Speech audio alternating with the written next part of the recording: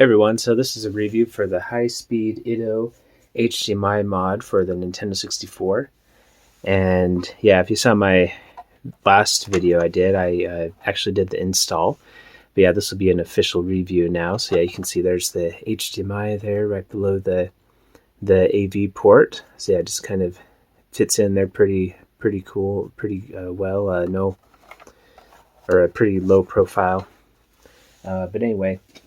It seems like a pretty cool device. I've actually used it a bit now, and yeah, it also, the kit comes with a mini HDMI to full HDMI adapter because, so I can unplug that. Oh, those monster cables are always kind of tricky to unplug, aren't they?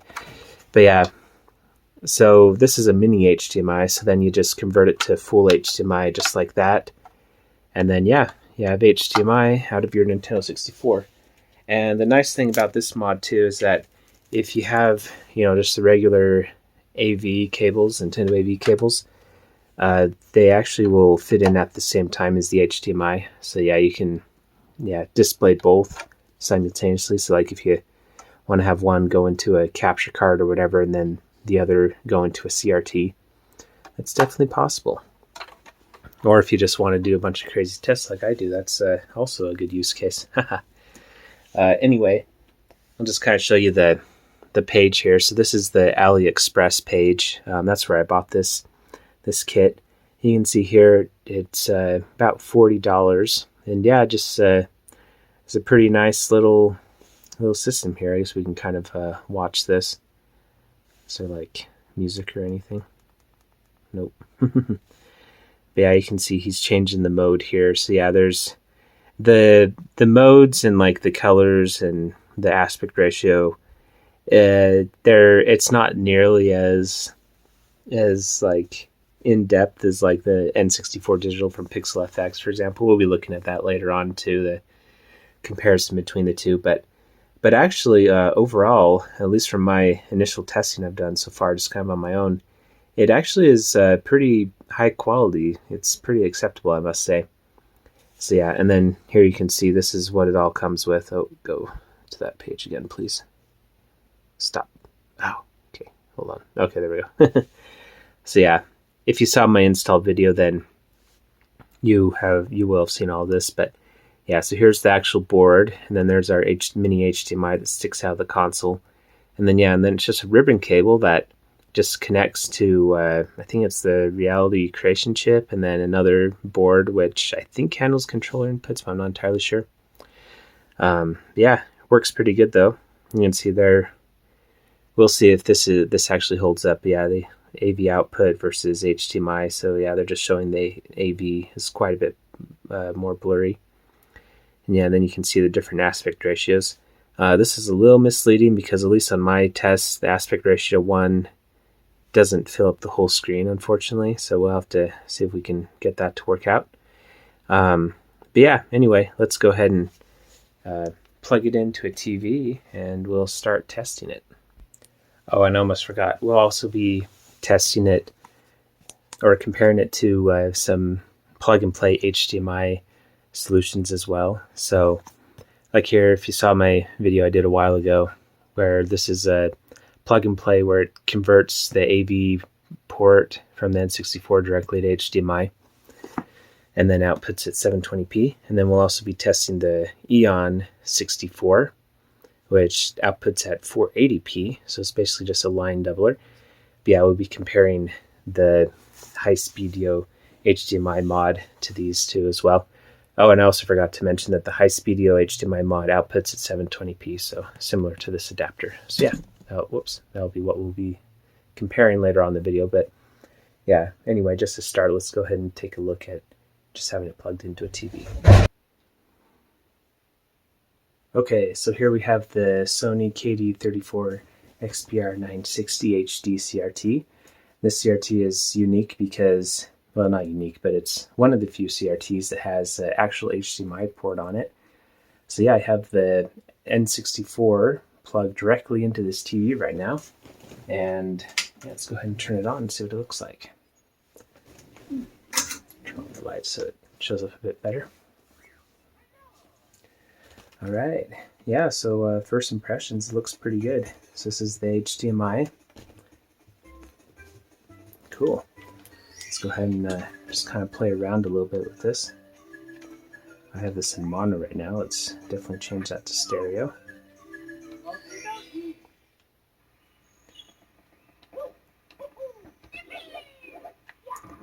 Nice.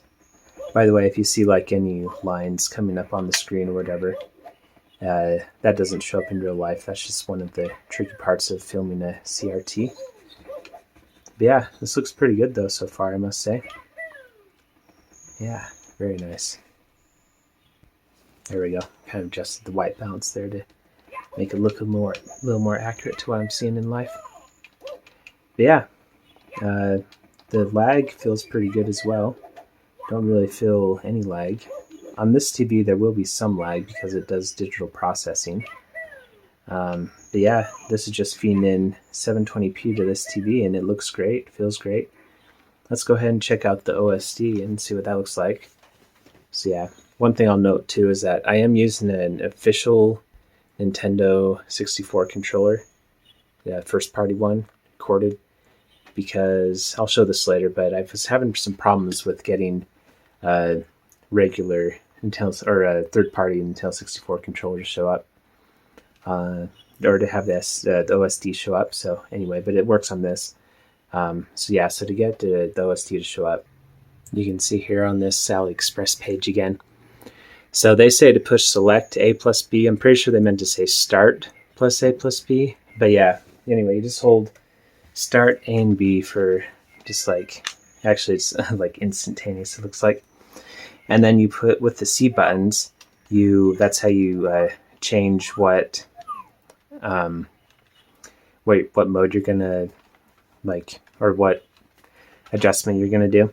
So pushing C up, that puts me into video mode, and then you can see you can change here. So there's dynamic, and then there's standard, and then mild, which I don't really like the way mild looks.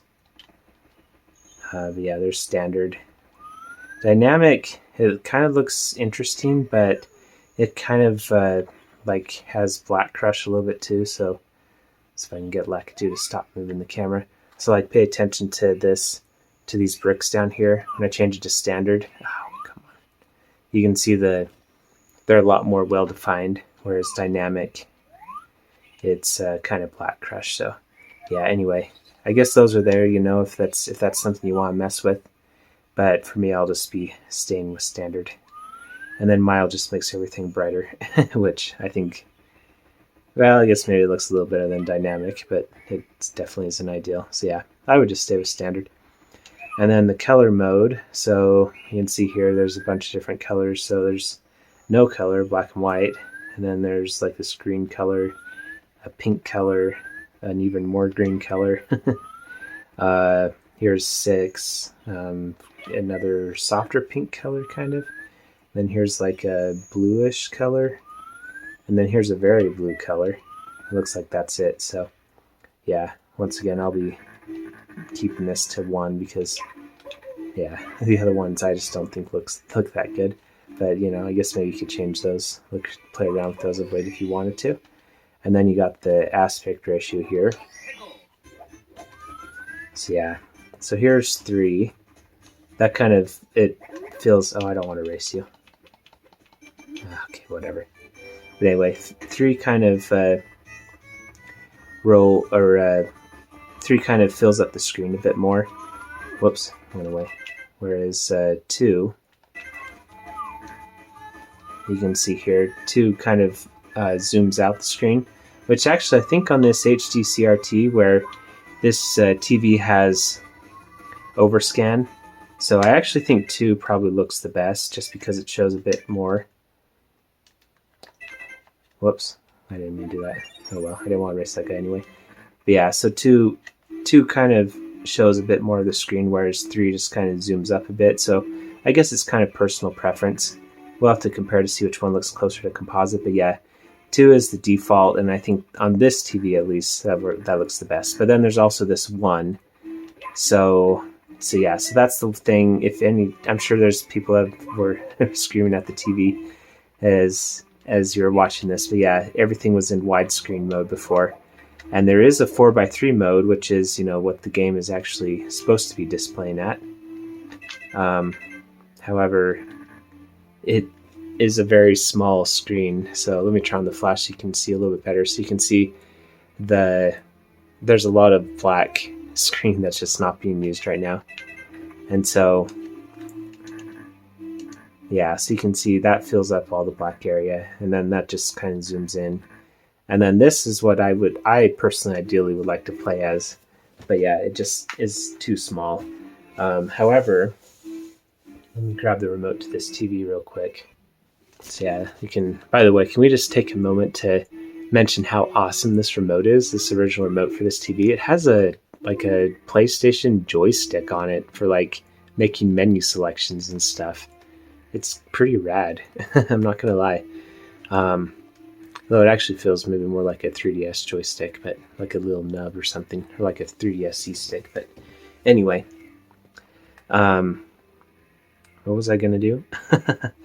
Oh, right. So I'm gonna try to zoom this up a bit. So you can see that there's a screen mode here. So if I push this button, then I can put it on zoom, and I actually think zoom looks pretty good. There's a very, very tiny bit of black on the bottom and very tiny bit on the top, but in practice when you're actually playing, I don't think it's really that noticeable. So yeah, I think that if you do have a TV that can zoom, I have 9 stars, nice. Then yeah, that's what I would do. I would zoom it in and do 4:3 for sure, because then you can see when I turn off the light, the picture just kind of disappears into the black bars. Since this is a CRT and the black levels are super good, it just kind of disappears into the background. So anyway, that's what I would do. But now, but obviously I think that it's safe to say that most people that are going to buy this aren't going to be playing this on a HD CRT. They'll probably be playing it on an LCD or an OLED. So let's go ahead and test out some more TVs now and see what it looks like. Oh, and actually before we switch to the other TVs, let me just show you what composite looks like as well. So I'm going to zoom up here, Mario. I guess the Lackluster is not going to stay quite easy. Okay, if I do this. Alright, well, whatever. I guess we'll just get aside. Actually, you know what? Let me go to a different area. Okay, there we go. Now we have Mario's happy face. Okay, so now let's... I have S-Video plugged into this TV as well, because natively that's the best you can get from the 64. So let's just go ahead and compare this HDMI to S-Video. Okay, and here is S-Video. So yeah, looks pretty similar, but yeah, S-Video definitely is... There's a bit more interference and stuff and on the screen. However, the very small black bars are not present here now now that we're in S-Video. Yeah, let's just like pay close attention to Mario's face, I guess. Or I guess just whatever you want to look at, but I'm going to be looking at Mario's face and just like the outline on his pants and stuff. Oh, and by the way, so like see this line that's going up? The little tiny line that's going up there? That's not visible in real life. That's only visible on the camera. Same thing with like these lines over here. These, yeah, that's just the camera filming the glass. You don't see that in real life. So, yeah, anyway. Let's go ahead and switch back to HDMI and just compare. Okay, and here's HDMI. Oh, you can see it went small again. So let's zoom in there. So yeah, it definitely looks a lot clearer. Yeah, at least on this TV. Again, this TV doesn't do a proper handling of scan lines, for example, so 240p content isn't handled properly on this TV. It treats it more as a 1080i from what I can tell. I guess I could be wrong about that. Maybe it's doing line doubling, but I assume that it's probably not. I guess we'll have to, maybe I'll do another future video where we test that with the 240p test suite to see how this TV handles 240p. But anyway, either way, I can tell that HDMI is quite a bit more clear on this TV than the S-Video was. So yeah, let's go ahead and switch back to S-Video one more time. Okay, so yeah, so here's S-Video. Again, it doesn't look bad. It actually looks, yeah, pretty awesome on this TV, not gonna lie. Yeah. Let's see if we notice any lag. Yeah, so I mean, realistically, if you have a CRT, I would say maybe not do this mod, since all CRTs are going to be able to handle the N64 output naturally. In fact, let's go ahead and just look at here. Hey, man, I hate it when these guys attack me when I'm not even by them. So let's just kind of look at the distance here, though, so just see how blurry it is. So yeah, you can see in the background here, you know, let's just kind of pay close attention to the details. Let's switch over to HDMI again. Okay, zoomed it in. So yeah, it's definitely clearer on HDMI. So, you know, I guess if you want the very best experience, well, if you want the very best experience, possibly get the PixelFX mod. But if you want a really, like, pretty good experience on the CRT, HD CRT, that's, you know, yeah, pretty good, then yeah, I think this is a pretty good use case, really. But anyway, but again, like I said, most people probably aren't going to be playing this on a HD CRT, so let's go ahead and move over to a more modern display and see what that looks like. Okay, and when I say newer, more modern TV, I mean a TV that's actually only 4 years newer than the other HD CRT. So this is a Sony KDL 32L4000 TV from 2008. And yeah, it's an LCD. You can see the black levels aren't nearly as good as the CRT. You can totally tell the TV's on right now. Whereas if I turn it off, no, that's pretty good. That's OLED levels, or CRT is almost as good as OLED in most cases. But yeah, OLED still has an edge on CRTs, I must say, as far as black levels go. But yeah, you can see, you can totally tell the LCD is on right now. But anyway, a lot of people still have these TVs, so yeah, they're very popular, and I think they're still pretty good. But yeah, let's go ahead and turn on the Nintendo 64. All right, so it is on. Give it a second here to... All right, there you go. So you kind of missed the part where it says, "It's a me, Mario." But that's okay. That's just the HDMI talking to the TV. Yeah, you can see here. Yeah, looks pretty good once again. Definitely not as smooth as the CRT by any means. Yeah, it's very pixelated now.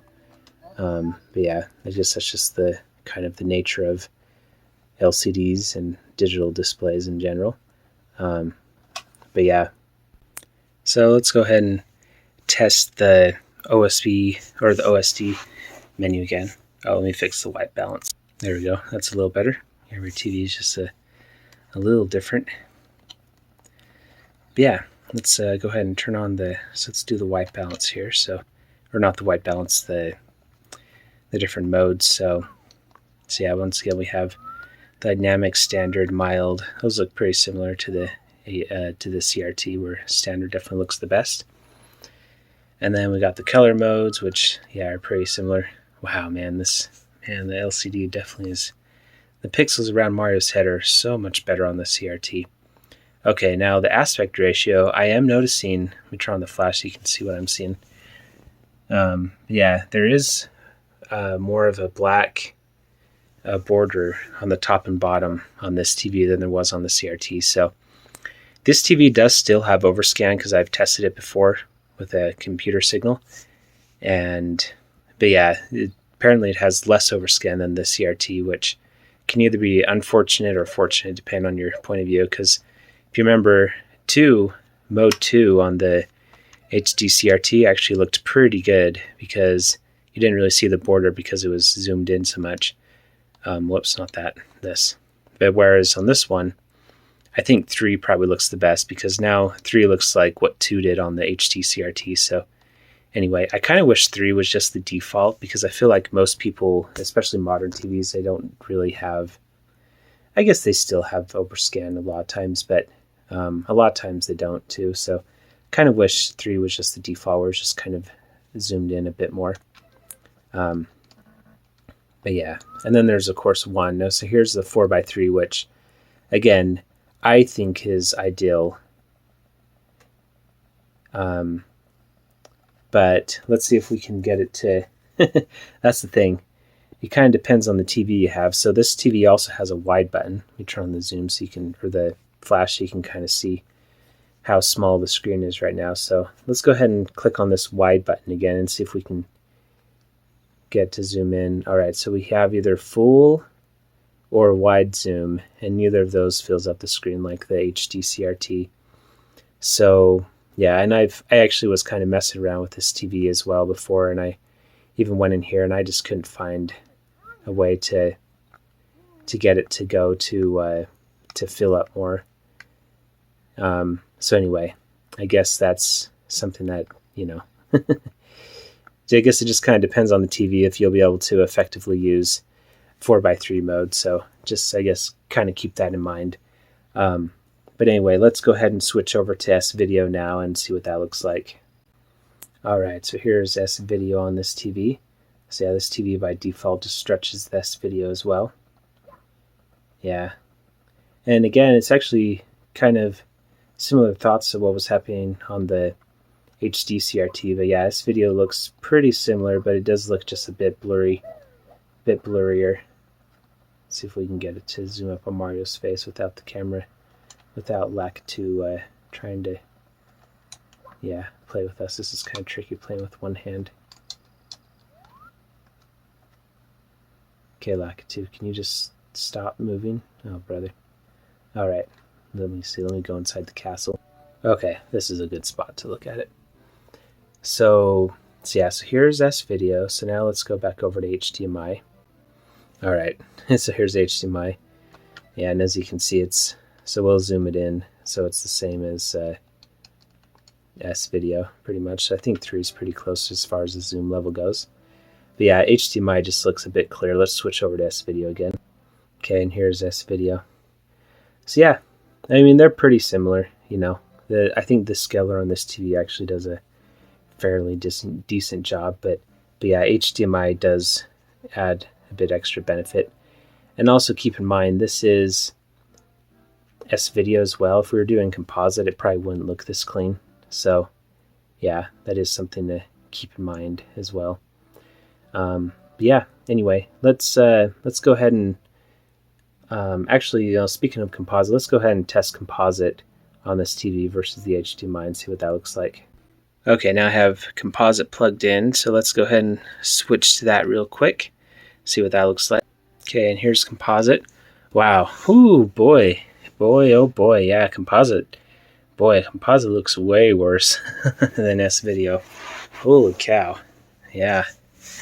Yeah, I mean, look at all those little dots around him. Man, yeah, this is bad. So, boy, yeah, if you have composite, I think this is a very good upgrade. In fact, this upgrade's so cheap, it actually might be, it might be cheaper to do this upgrade than it would be to get like official S-Video cables. I guess you could get unofficial ones. That's what I'm using right now, unofficial S-Video cables. Those are pretty inexpensive if you get some good quality ones, but man, yeah, I mean, look at this composite. It's just a mess on here. So let's go ahead and switch back over to HDMI and just look at the difference. Okay, yeah, and here's HDMI. Yeah, it clears up quite a bit. There's none of those dots. It still looks very pixelated, especially compared to the HD CRT where everything was just kind of smoothed over.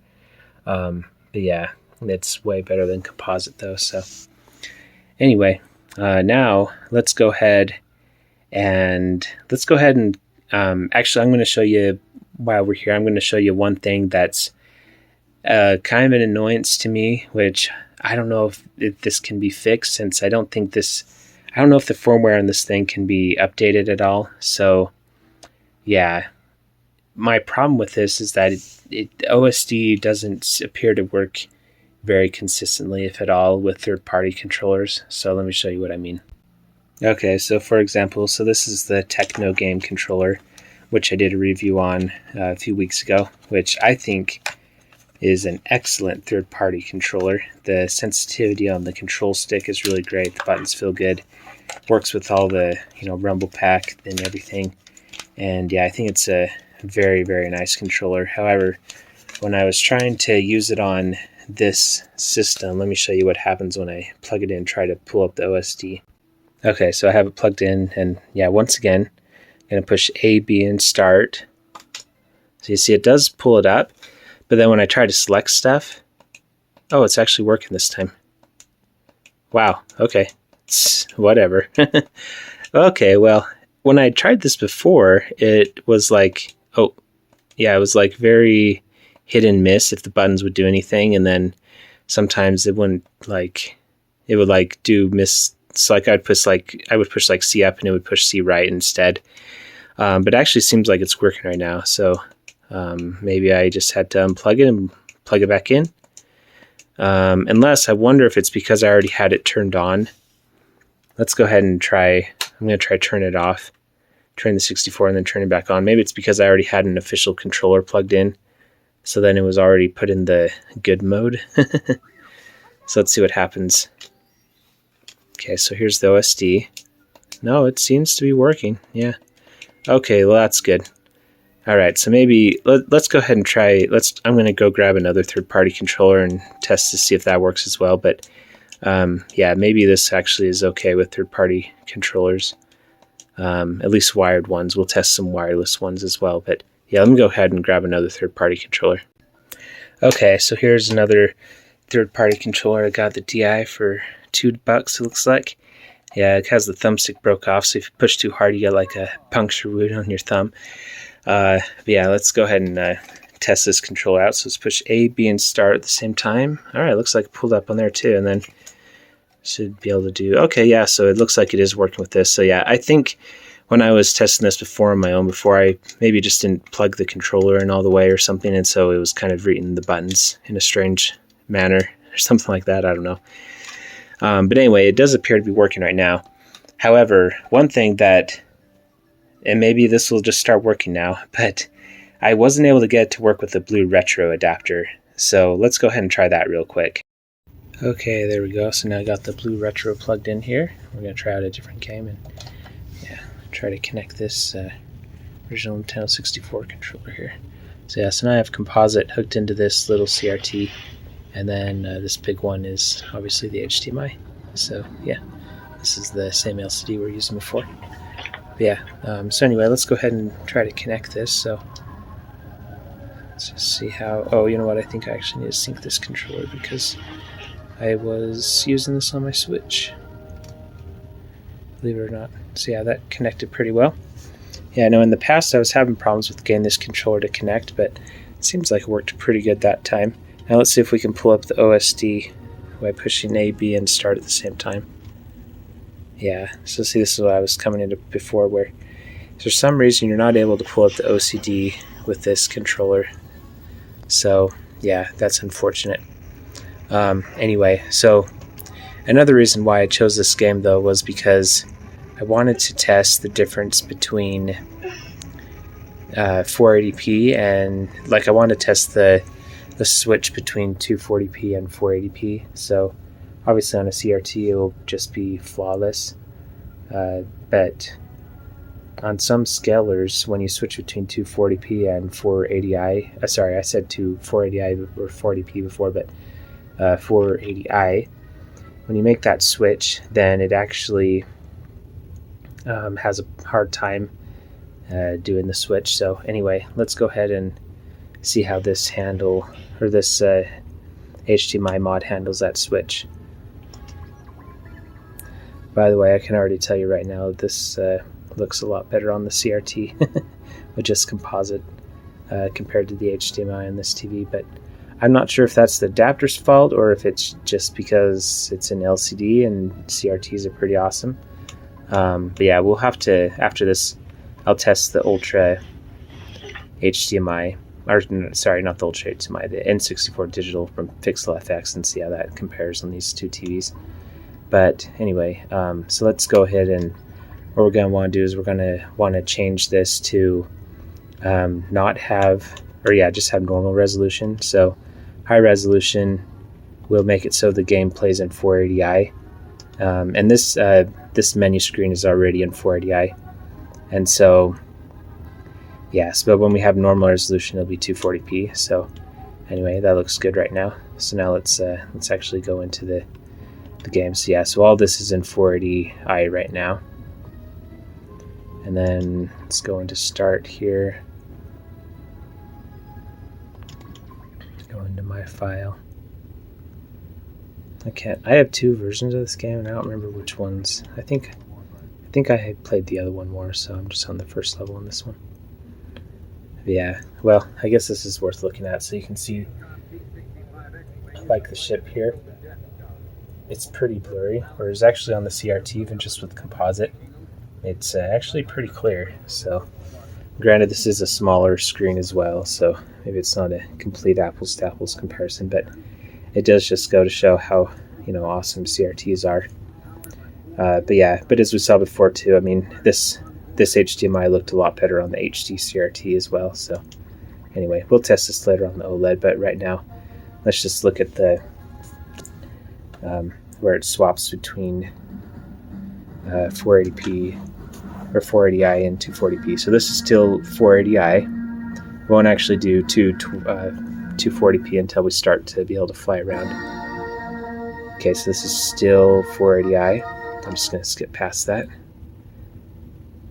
Alright, so now this is 240p. So actually it was pretty instantaneous. You could see compared to the CRT. Actually, I think that was still 480i. Okay, but now this is definitely 240p. So yeah, it actually didn't seem like it didn't have any hiccup. I was switching between the two, so yeah, that's good. I wonder if we can change. I don't know if it lets us change on the fly. No, I don't think it does. But yeah, so that was actually really good. So nice. So it handles the switch between 240p and 480i pretty good. Yeah, I guess what we could do is let's try to go back into the menu and see if there's any hiccup.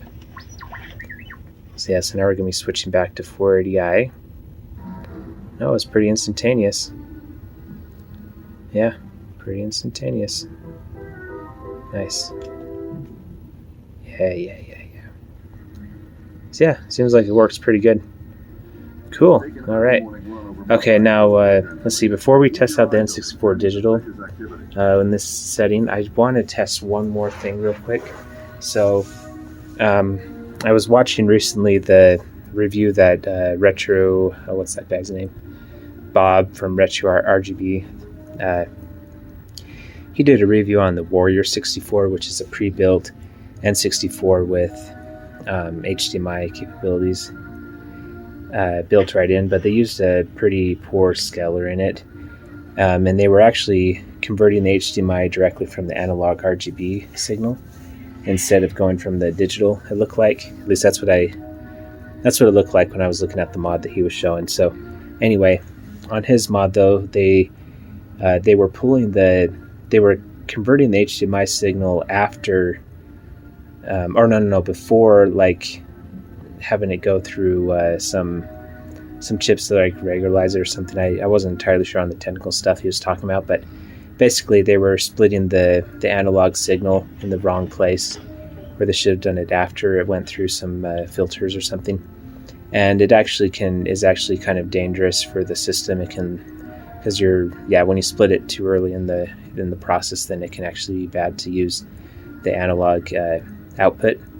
So anyway, a good way to test it though was to just unplug the composite and then plug it back in. And if the HDMI changes at all, then that means that it's probably not a good to have both running at the same time. In fact, I think in the video he even said that to like not use analog at all, which would be very unfortunate. But yeah, anyway, let's go ahead and just do that test with this. I was looking at the mod chip, and it did look significantly different than the one that was used in the Warrior 64. And even in the Warrior 64, there was different mod chips used, but at least the ones that were bad, it looked significantly different than the one that we installed in here. So anyway, let's go ahead and try unplugging the composite cable. All right, so there was no change in the HDMI, so far so good. And then plugging it back in, there should also be no change at all. No brightness, no interruption to signal. Yep. Yeah, so, and again, that makes sense because this isn't drawing from anything analog. It's going directly digital to digital, no analog at all. So, yeah, and then this is obviously digital to analog. So, yeah, anyway, so that's good. So it passed that test. So, yeah, I mean, so far, just to kind of recap where we've been so far, it's been pretty good. If you are using a wireless controller, you may or may not have it work. At least I can't seem to get the OSD to work with this particular blue retro adapter. This is a retro scalar blue retro adapter that I bought from AliExpress, and yeah, it's really cool. But like as I was saying before, I was having syncing issues with it, and yeah, and I have never been able to get the OSD to show up. So yeah, you can see it doesn't do anything. So anyway, but besides that, this has been a pretty good adapter. The other thing is that the scaling options are a little lackluster so far, but yeah, anyway, let's keep on testing though. So now let's go ahead and do this same test here on with the Ultra or the N64 Digital. So first off, let's just kind of watch this little first part here, just to kind of get a baseline. Try to bend this down a tiny bit so you can see it better.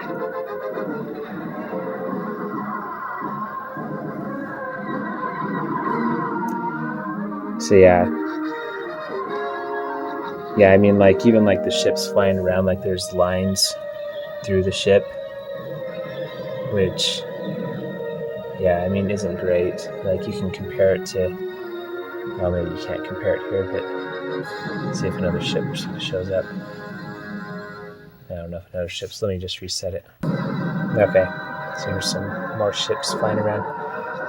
What I'm thinking is probably going on here is I bet this is using Bob deinterlacing, because this is 480i right now.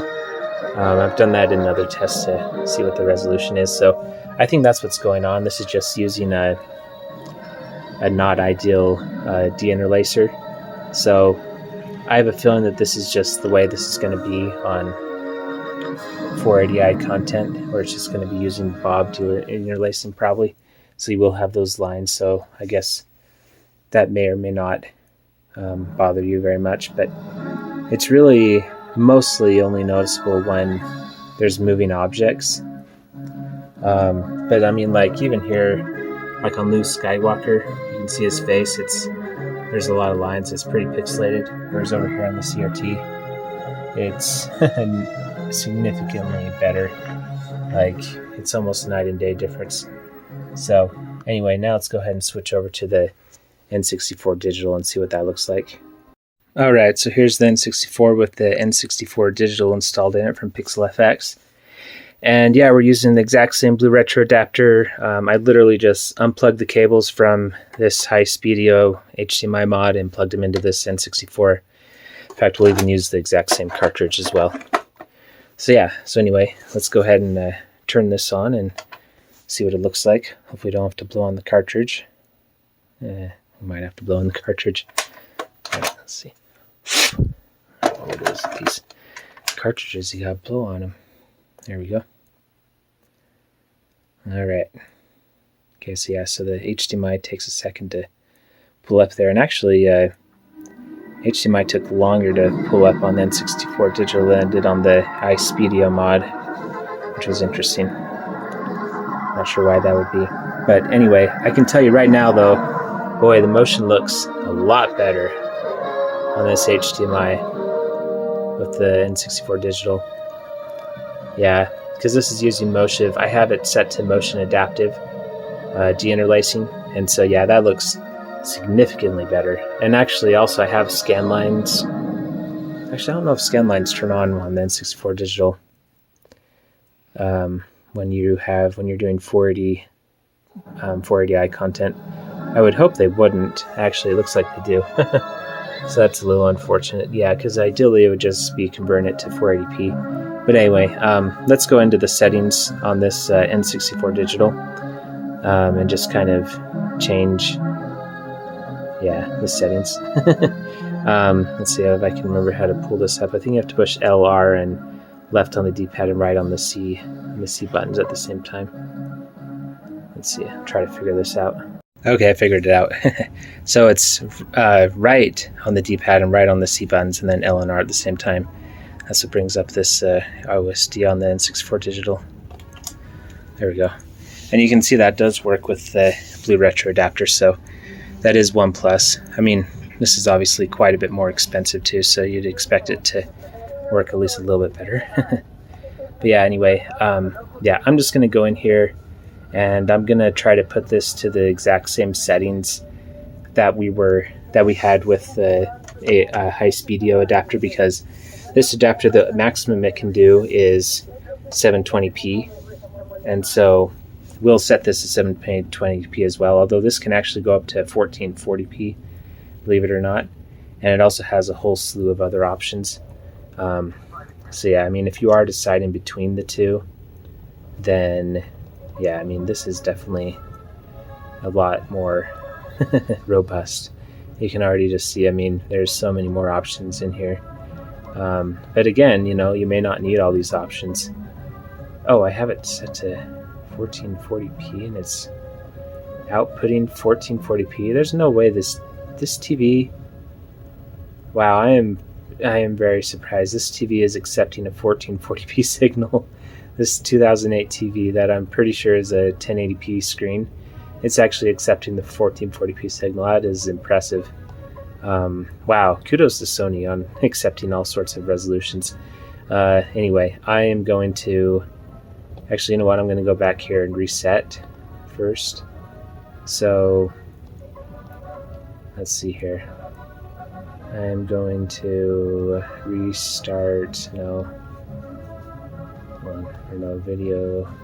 See, that's another thing too with this, is that there's so many different options that it's a little hard to keep everything like I don't know, to like get everything set up and then remember what it was.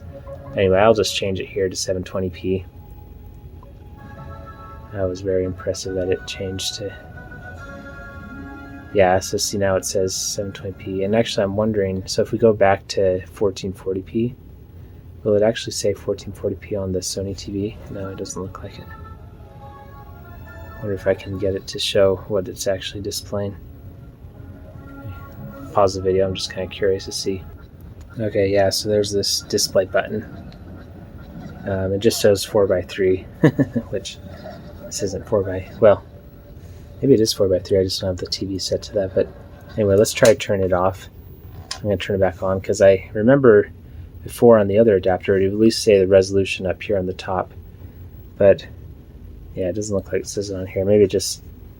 I mean, 1440p is a little out of spec for this TV for sure. But anyway, well, yeah, let's just switch it to 720p though real quick. So let's just go in here and smoothing, output resolution. So yeah, we'll change it to 720p. Yes, we'll save it. And so, yeah, and then let's also turn off the scan lines right now, just to have a... I think actually the scan lines might be off right now. See, now I was pretty sure there was a way to restore default settings. Let's do this. Alright. Yeah, this looks good, so let's save that. Okay. Alright, so now we should have scan lines off, and yeah, I don't see the scan lines. Let's just double check though. So let's see here, the scan lines are... I guess technically it's the lines in between the scan lines. Yeah, so you can see the deinterlacing is motion adaptive right now on the N64Digital, so that's why it looks so good. But anyway, let me just pause the video while I try to find these scan lines. Okay, I found it eventually. So it's in this Retro FX setting. So yeah, this is where you can turn on scan lines, but as you can see, they're all off. That's another thing I like about this, is not only can you change the resolution, but it also saves your settings based on which resolution you pick. So yeah, it's pretty cool. Another thing too is, so it has this deblur on. So I'm actually going to turn this off. Whoops. Let's see, how do you change value? There we go.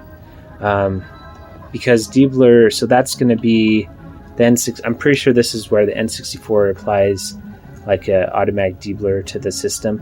And yeah, I'm just going to leave this to off just because I'm pretty sure this this mod doesn't have that. So just so we have a fair comparison, I'm going to turn this off so it's just the regular N64 output.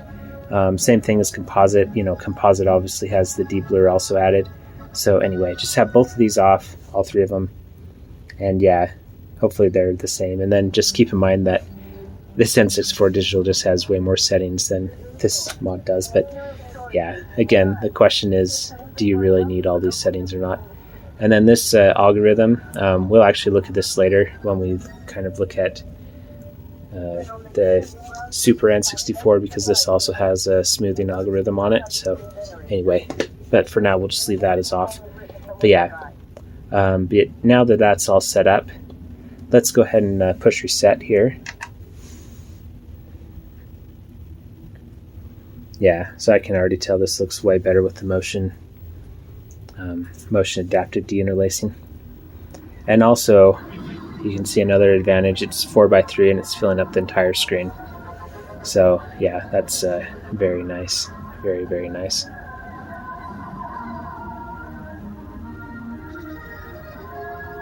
So yeah, you can see the ships moving around look significantly better with this N64 Digital. Yeah, pretty similar to the CRT actually. Colors are better on the CRT though. Let's go ahead and look at Luke's face real quick. It's kind of hard to really judge on colors though, but so yeah, so here's Luke's face. So this is a motion adaptive deinterlacing. It still is pretty pixely, but it's not as bad as the Bob deinterlacer. However, here on the CRT, it actually looks better in real life. Yeah, that still is even better. So composite on a CRT still, in my opinion, looks better than the HDMI, even the N64 Digital. But yeah, anyway, so now that we have this set up like this, let's go ahead and test something else out. I'm just curious. I'm going to switch this to Bob deinterlacing for the N64 Digital. So yeah, let's go ahead and bring up that menu again, just because I'm pretty sure that's the mode that the other mod is using, the Highspeedido. So let's go ahead and just have the same deinterlacing on both. So let's see here. Here's Bob. I just say it's probably Bob just because that's usually the most common. So yeah, so with Bob, actually maybe it's not Bob, because now this picture is actually like it's kind of, it doesn't show up on the camera too much, but it's kind of shaking. But let's go ahead and push reset and just watch those. Yeah, actually maybe it's not Bob, maybe it's like Weave or something, because yeah, this looks different. Yeah, and it's shaking and stuff. So let's save this and then go back. So yeah, so Bob deinterlacing. I actually don't see the lines like in between the ships, so the motion is actually better with Bob, it looks like. But this doesn't look like the same deinterlacing. Like this image is a lot more shaky than what we were getting with the Highspeedido deinterlacing. So let's just see if we can find one that looks similar to the to what the Highspeedido is doing. So here's motion adaptive. Okay, here's Bob where it's kind of shaking. Blend, I don't think that's it either. Weave. Okay, I think what the other one's doing is weave, because this looks more similar where it's not shaking. Yeah, so let's go ahead and save that, and let's push reset, and yeah, see what happens now. Although I will say, even with weave, like the text is a lot cleaner on this N64 Digital. Okay, yeah. Yeah. Now I'm seeing the lines in between the ships and stuff. So, yeah, I'm gonna say that non-scientifically, well, somewhat scientifically speaking, that this adapter is doing weave deinterlacing, because yeah, that's what looks similar on here. And actually, to tell you the truth, I kind of prefer weave, just because the whole image isn't like jumping up and down as much. So even though like there are like a lot of de-interfacing artifacts on fast moving objects, in my opinion, it still is better than Bob or the mixed deinterlacing. However, motion adaptive is better than all of them, because then you don't have the shaky image and you have a clearer picture. So yeah, go with motion adapter if you can. But anyway, for now though, I'll just leave it on Weave just so it kind of, I don't know, I guess this only applies to 480i games, so it's not too critical, but yeah, I guess I'll put it back to motion adaptive just because then, you know, that is something that this can do. Let's see here, let's put it back to motion adaptive. Yeah, it's definitely a lot better. All right.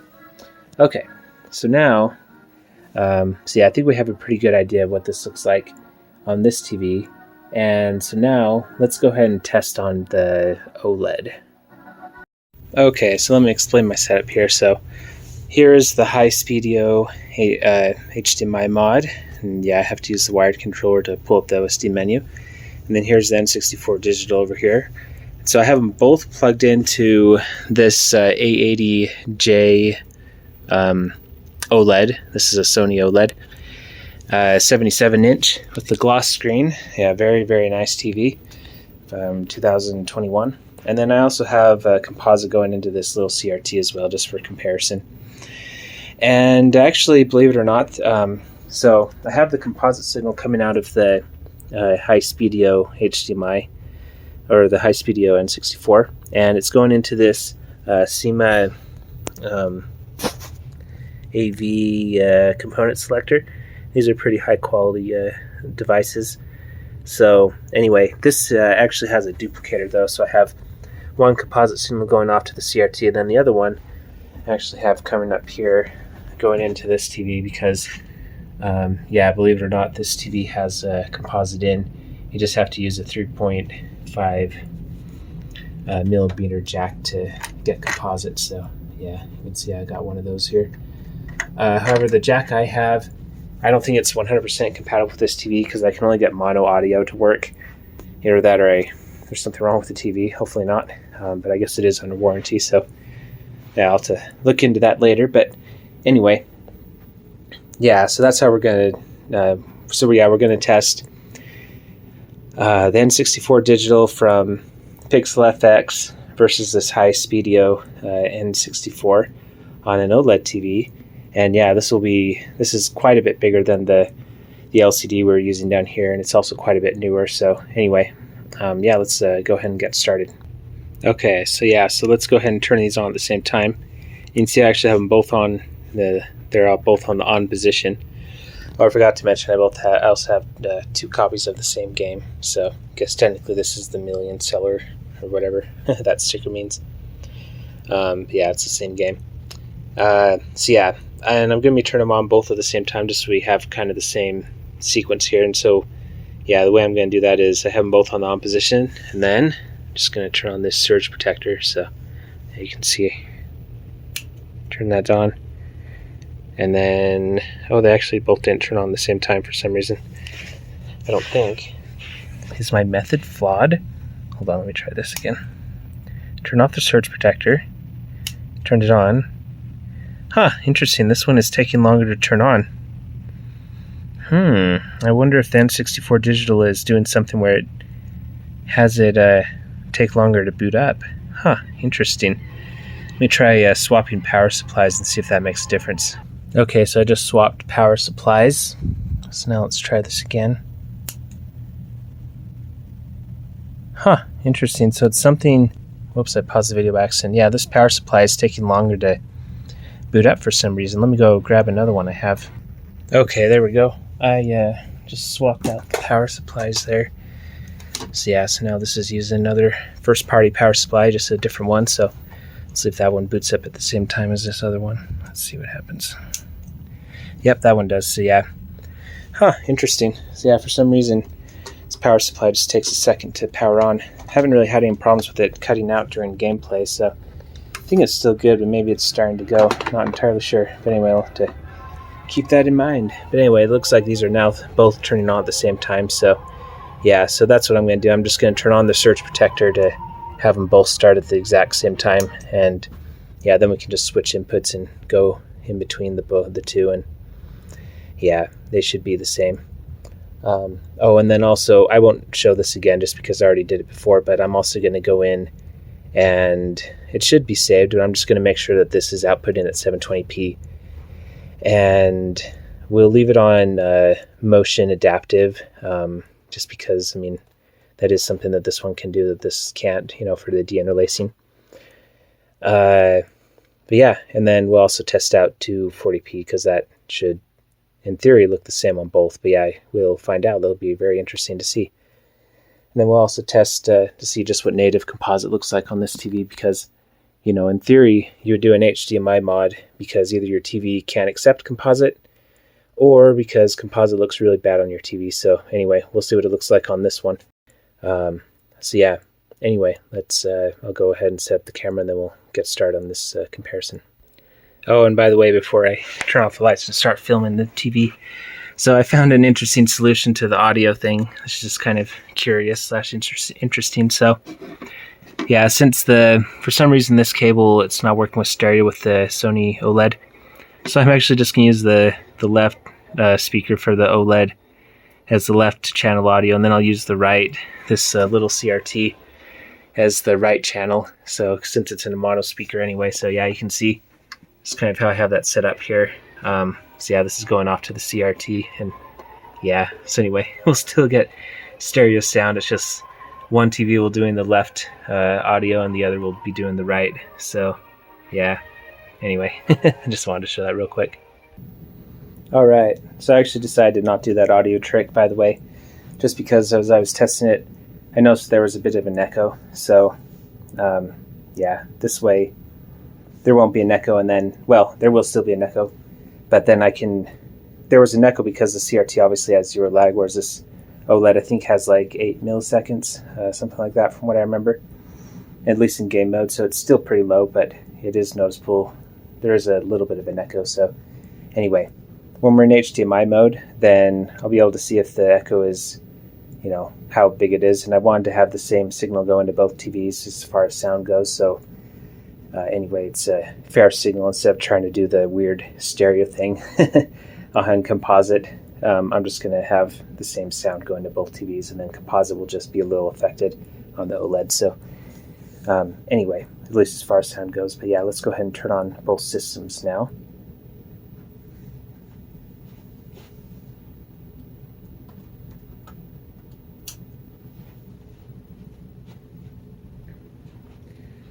Okay, so this is the Highspeedido OLED right now.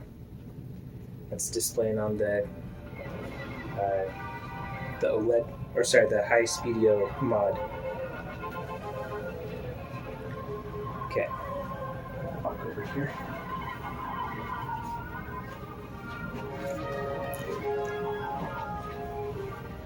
Okay, well, I can tell you one thing.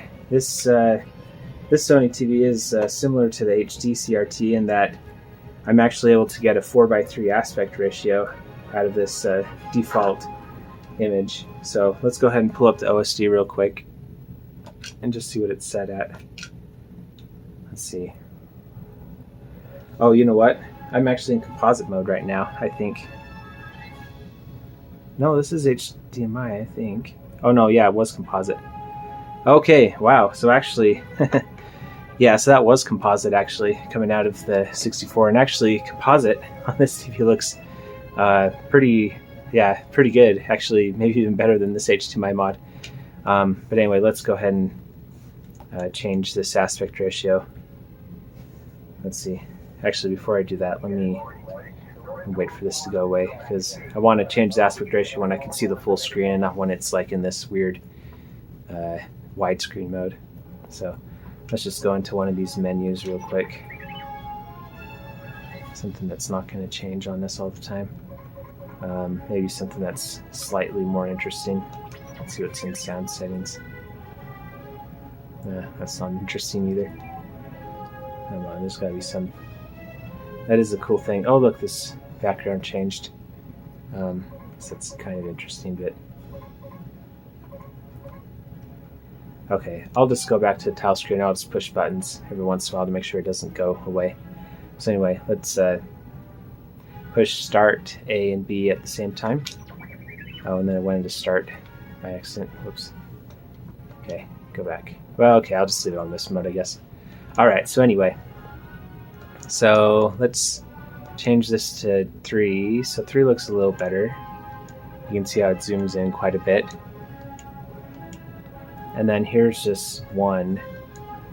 So yeah, so I'm kind of curious what mode my TV is set to right now, because somehow my TV knew to not fill up the whole screen, which is an improvement over the other TV that we're looking at. So it's just in normal right now. Okay, and then full does fill up the full screen. So yeah, so that's nice. Yeah, so yeah, cool. And we got auto.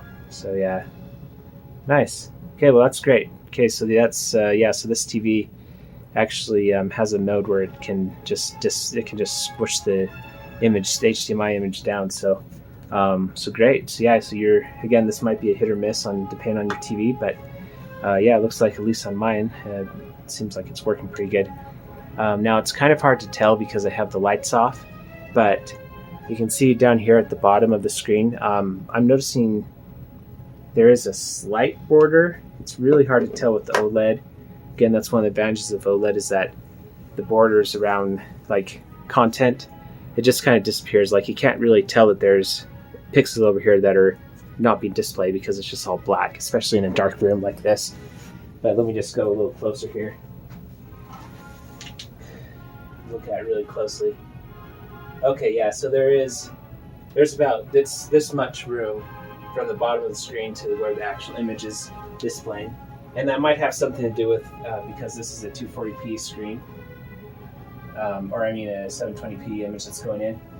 But yeah, it looks like there is a slight border around the screen. It could also be this particular game. Like I said before, different N64 games have a varying amount of black borders on the top and bottom. But anyway, on this OLED though, when you're seeing like back, I'm about 8 feet away, maybe 10 feet away from the screen, those black borders just disappear. I don't even notice they're there.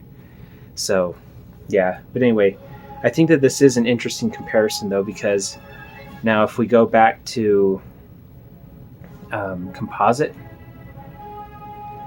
on this same screen, on this TV, composite, it's a little shaky, but as far as like smoothness goes, composite actually looks significantly better. Yeah, I would say this TV does a pretty good job with composite.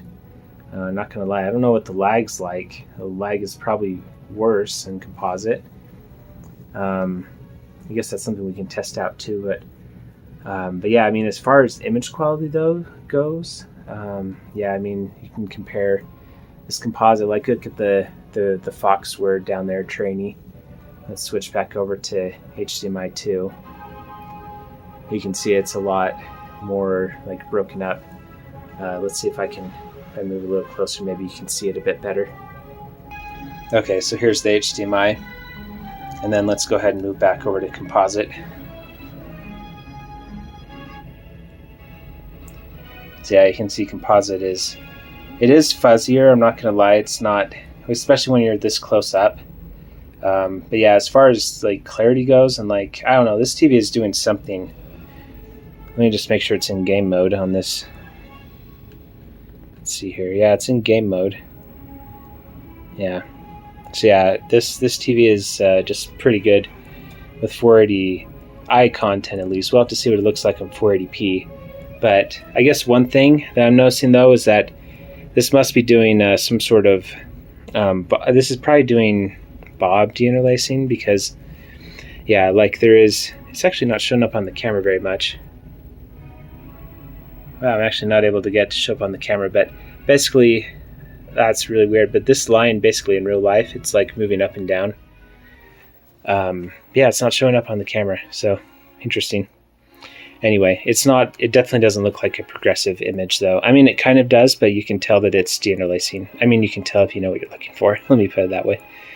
But anyway, let's switch back over to HDMI. So yeah, you can see, so on the top here, HDMI instead of like going up and down with this weave deinterlacing, it's just showing like it's kind of mixing the graphic behind the screen, behind this like ship screen. It's mixing it.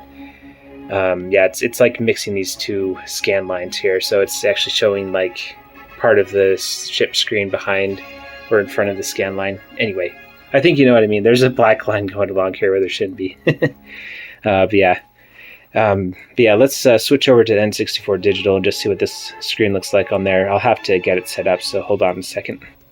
Okay, so I was literally trying for maybe like 20 minutes to get these two like to have these two images be the same on both N64s, but I don't know what it is, but I just couldn't get it. I think it's just like a random like image generator of what like, or not image generator, but just like it picks a picture at random to show up behind these like the select game screen. Oh wow, and actually look at that, I actually just paused the video because then I had to create a new file in this one so it would show the same image. Oh no, wait, hold on. Actually, I don't think this is the same screen.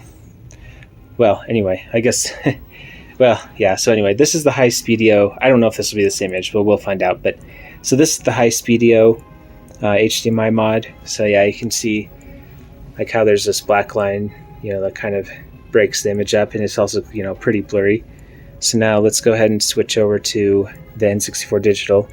Oh, and also it's interesting, the N64 Digital actually says N64 Digital. So yeah, that's cool. Yeah, let's go ahead and switch over to that and see what that looks like. So yeah, you can see that cleans up quite a bit. So this, again, this is the motion adaptive deinterlacing. So yeah, anyway,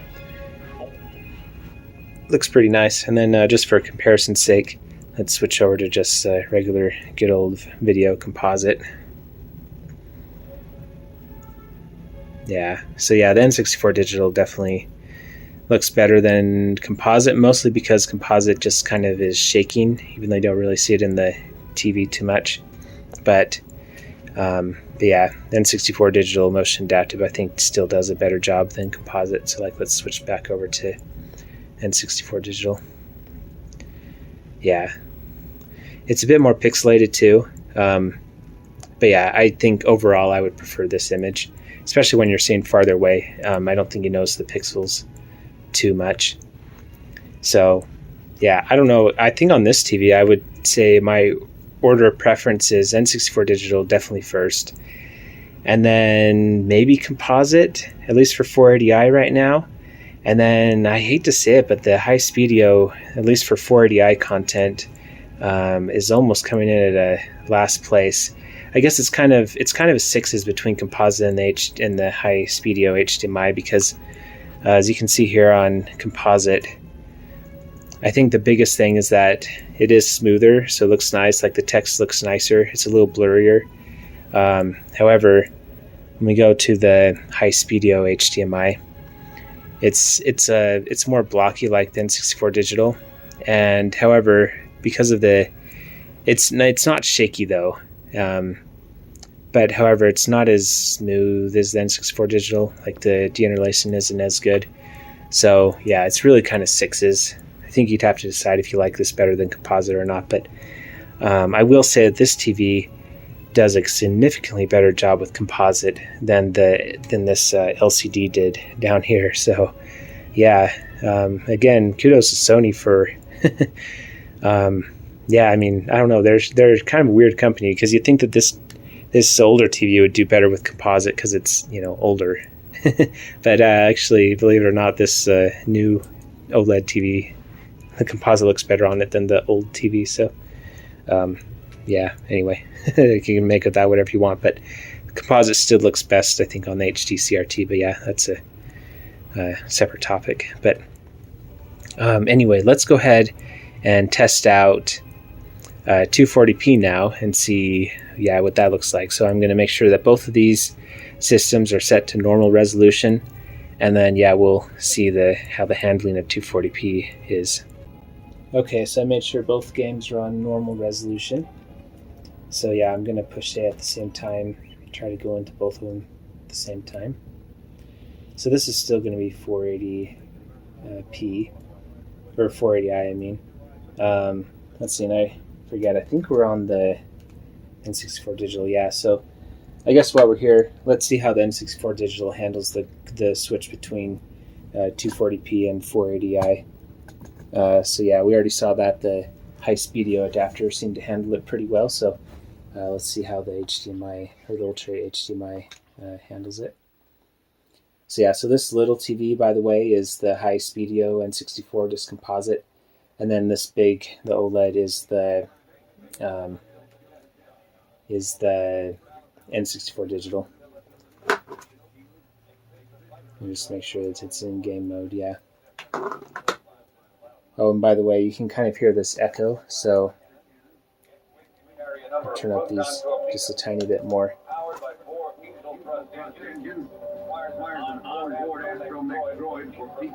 So yeah, you can hear that echo. That's probably about the 8-second delay that I was talking about.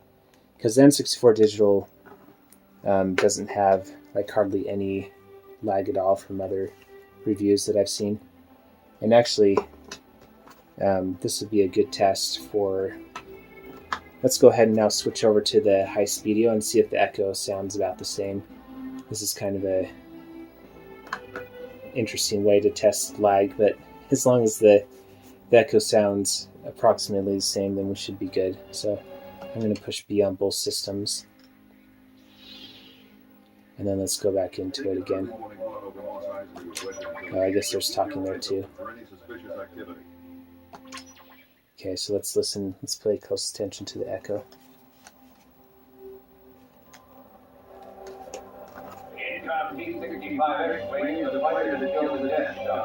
Almost perfect balance of speed, maneuverability, and defense of shields makes this a fighter of choice for rogue squadron.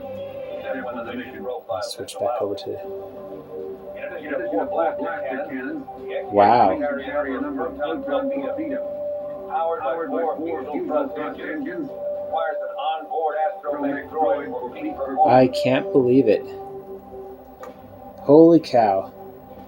So believe it or not, the N64 Digital has more lag, at least as far as the sound goes, than the Highspeedido adapter. That was unexpected.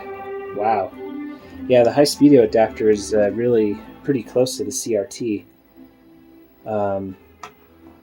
I guess it could be the two systems. Maybe one is loading slightly faster. So this is definitely not a scientific test. I mean, I was just trying to push A on both controllers at the same time. And also, I guess the Bluetooth adapter is, might add some lag too. So, it's not exact, but I guess what I could do is I'm going to plug the composite into the N64 Digital N64, and let's see if we notice as big of a lag. Because yeah, right now there was definitely more lag with the N64 Digital compared to composite than there was with the Highspeedido N64 HDMI compared to composite. So yeah, I mean, if the Highspeedido has less lag than the N64 Digital, I mean, that's definitely a win. But yeah, let's go ahead and test the composite coming from the N64 Digital N64, because then we know that it's will be the same timing. So yeah, let me get that set up real quick. Okay, here we go. So now these are both the N64 Digital N64. So I'm going to go into that screen where they're talking again, and let's see if there's any lag with the talking.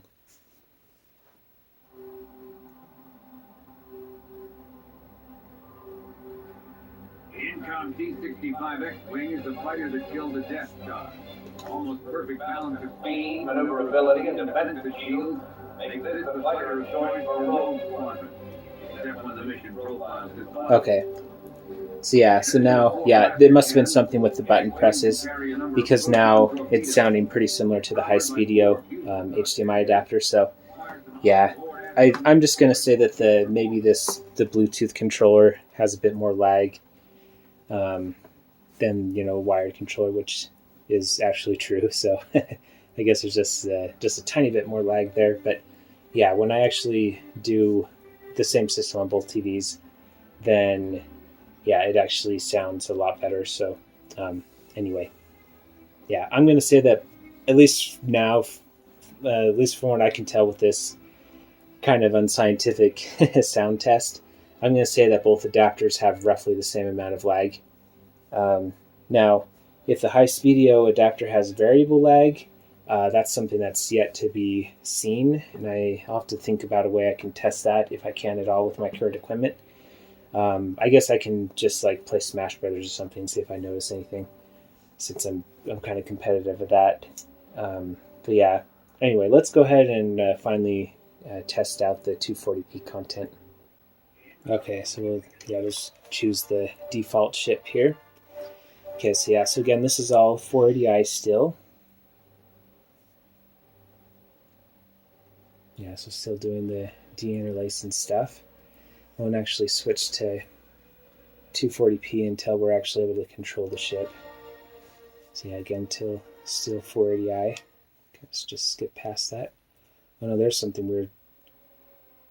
Okay, so I think that actually this is now 240p, because there was actually like a bit of a, you saw down here at the bottom, there was a bit of a, like, it flashed a little bit and showed like a white something, like a barcode or something on the bottom. Well, it wasn't a barcode, but there's just a bit of graphical interference. But yeah, so I'm pretty sure this is 240p mode now. So actually, that is something that is a downside, you know, compared to the Highspeedido mod, where I didn't really notice anything at all. Like the transition between 480i to 240p was pretty much perfect. So yeah, that is something to keep in mind, that maybe there is a bit of graphical stuff that shows up on the N64Digital mod. But anyway, let's go ahead and test out the Highspeedido one more time and just really pay attention to that to see if there's any graphical glitches. Alright, okay, so this is the Highspeedido mod. And I'm going to try to start the N64Digital at the same time, so I'm actually going to like push the Bluetooth controller like slightly before the N64Digital or the Highspeedido controller. So I guess if you're ever going to do like a Zelda verse, you know, have two people play Zelda at the same time so you can finish it the fastest. If you're using a wireless controller, have the person who has the wireless controller push say a half second before the wired controller. But anyway, yeah, let's go ahead and get these started at the same time. Okay, so again, this is the Highspeedido N64, and we're just paying attention to see if there's any loss in signal with the transition from 480i to 240p. Yeah, I can already tell that, yeah, I definitely like the N64Digital deinterlacing a lot better than what's going on here.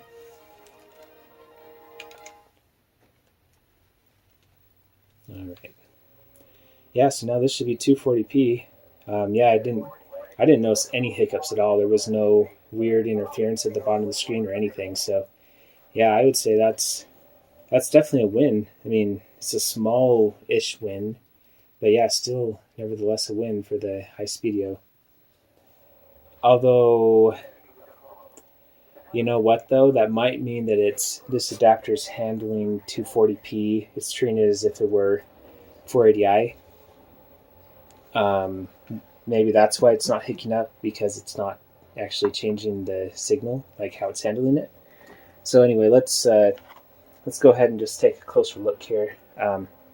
So this is the Highspeedido mod, and I should have the N64Digital at the exact same spot. In fact, I'll just pause the game real quick to get it so it's showing the exact same thing. Okay. Alright, so this is the Highspeedido mod. So now let's switch over to the N64Digital.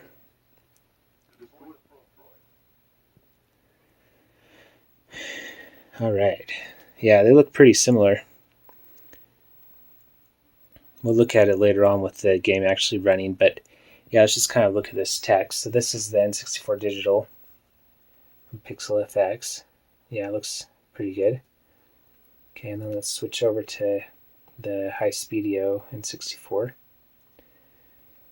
Alright, yeah, so this is a bit more blurry. The colors are actually a bit deeper though on this mod. Like the red is a bit deeper, which may or may not be more accurate. Probably is, I'm going to just say probably less accurate, but I'm not entirely sure. Yeah, but the text is, looks like the text is slightly more blurry on the Highspeedido mod. Let's pay close attention to this paused text. I'm going to switch over back to the N64 Digital. Yeah, I'd say the text looks better on the N64 Digital when you're really close to the screen. However, when you're farther away, let's see if we can even notice a difference here. First, of course, get the camera to focus. All right, there we go. Let's switch back over to the N64 Digital. Oh, this is the N64 Digital. I meant to do the Highspeedido. Yeah, there is a slight difference, but it's not a big difference. If you really are looking for it, then it's more noticeable. But yeah, it is overall sharper though on the N64 Digital. Not gonna lie. Let me just switch back over to N64 Digital. I'm just gonna make sure that we are in 720p mode. So hold on one second. Okay, I just checked it, and we are in 720p mode on both systems. So yeah, oh, and by the way, so there is a bit of a border, black border down here on the N64 Digital. So yeah, don't have to worry about that too much.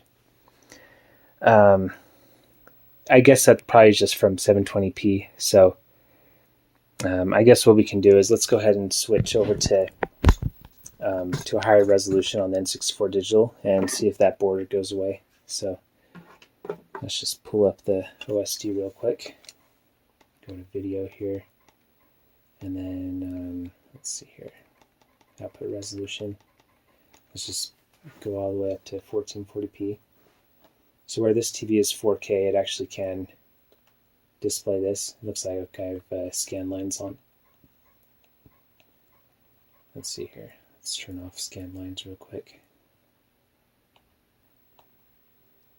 Yeah. Just for science. Oh, interesting. Oh, that is fascinating. Wow, this is the N64 Digital, right? Wow, are you serious? Wow, so holy cow. So actually, believe it or not, the 720p is significantly clearer. Like the text is significantly clearer in 720p mode than is in this 1440p mode. Let me see what mode the TV is on. Should be in game mode. Yeah, it's in game mode. Wow, that is fascinating. Yeah, this actually, the text when it's in 1440p actually looks similar to what we were seeing with the Highspeedido. Let's switch back over to that. Yeah, in fact, holy cow, I can't believe it. I would actually say that I prefer the Highspeedido image when the N64 Digital is put in 1440p mode, which defies logic, but it is what it is, I guess. So, yeah, wow, the N64 Digital looks better when it's in a lower resolution. That's very interesting. I'm just kind of curious to see what 1080p looks like. And of course, we'll turn off the scan lines again. Usually like to have those on, but yeah, for science. Wow, yeah, even 1080p doesn't look as sharp as 720p either. Let's see here. So 1080p, that makes sense because since 240p or 1080p, 1080 divided by 240 is an integer number. So it makes sense that it wouldn't look at as 720. But yeah, because yeah, I think 720 divided by 240 is integer. Let me check real quick. Okay, yeah, yeah, we just checked, and yeah, 720 divided by 240 is 3, and then 1080 divided by 240 is 4.5, and 1440 divided by 240 is 6. So yeah, so in theory, 1440p and 720p should be roughly the same sharpness. In fact, even 1440 technically you would think would be even be better sharpness. However, maybe it's something with this TV where it doesn't like 1440p. I know when it's in 1440p, a lot of the modes are kind of blocked off. So, but yeah, 1080p shouldn't look as good as the other two, just because where it's not integer scaling, because it's 1080 divided by 240 is 4.5. So that means that each pixel has to take up 4.5 pixels, which means that some of the pixels are going to be split between two pixels on the screen. And when you try to do that on a digital screen, it just kind of looks weird. It just isn't as sharp. Whereas if you have like 720p, 720 divided by 240 is 3. That means that each 240p pixel takes up exactly 3 pixels in the 720p image. Which is, very sharp, because then everything, as long as you can, like in digital, you can keep everything very, cut off nicely on the edges, and digital likes that. Whereas, obviously on CRTs, they don't have pixels, and so it doesn't really matter. All this is, not relevant. But yeah, on these digital TVs, integer scaling is pretty important.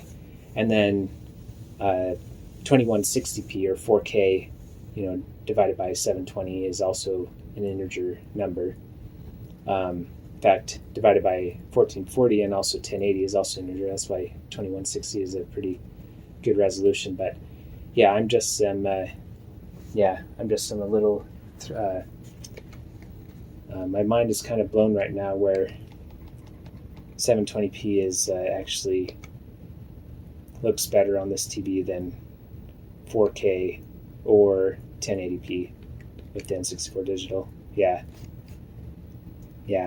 This looks significantly better with the text. So, I guess kind of a win for the Highspeedido, since that automatically outputs 720p natively, and that's the only resolution it does, which, whatever. But I think I might from now on just keep my N64 Digital in 720p mode. Yeah, I was not expecting that. Oh, and actually, that's right, the whole reason I was going to change the resolution was to see if we could get that black border to go away. So, nope, there's still a black border there. So, yeah, so what I'm going to say is that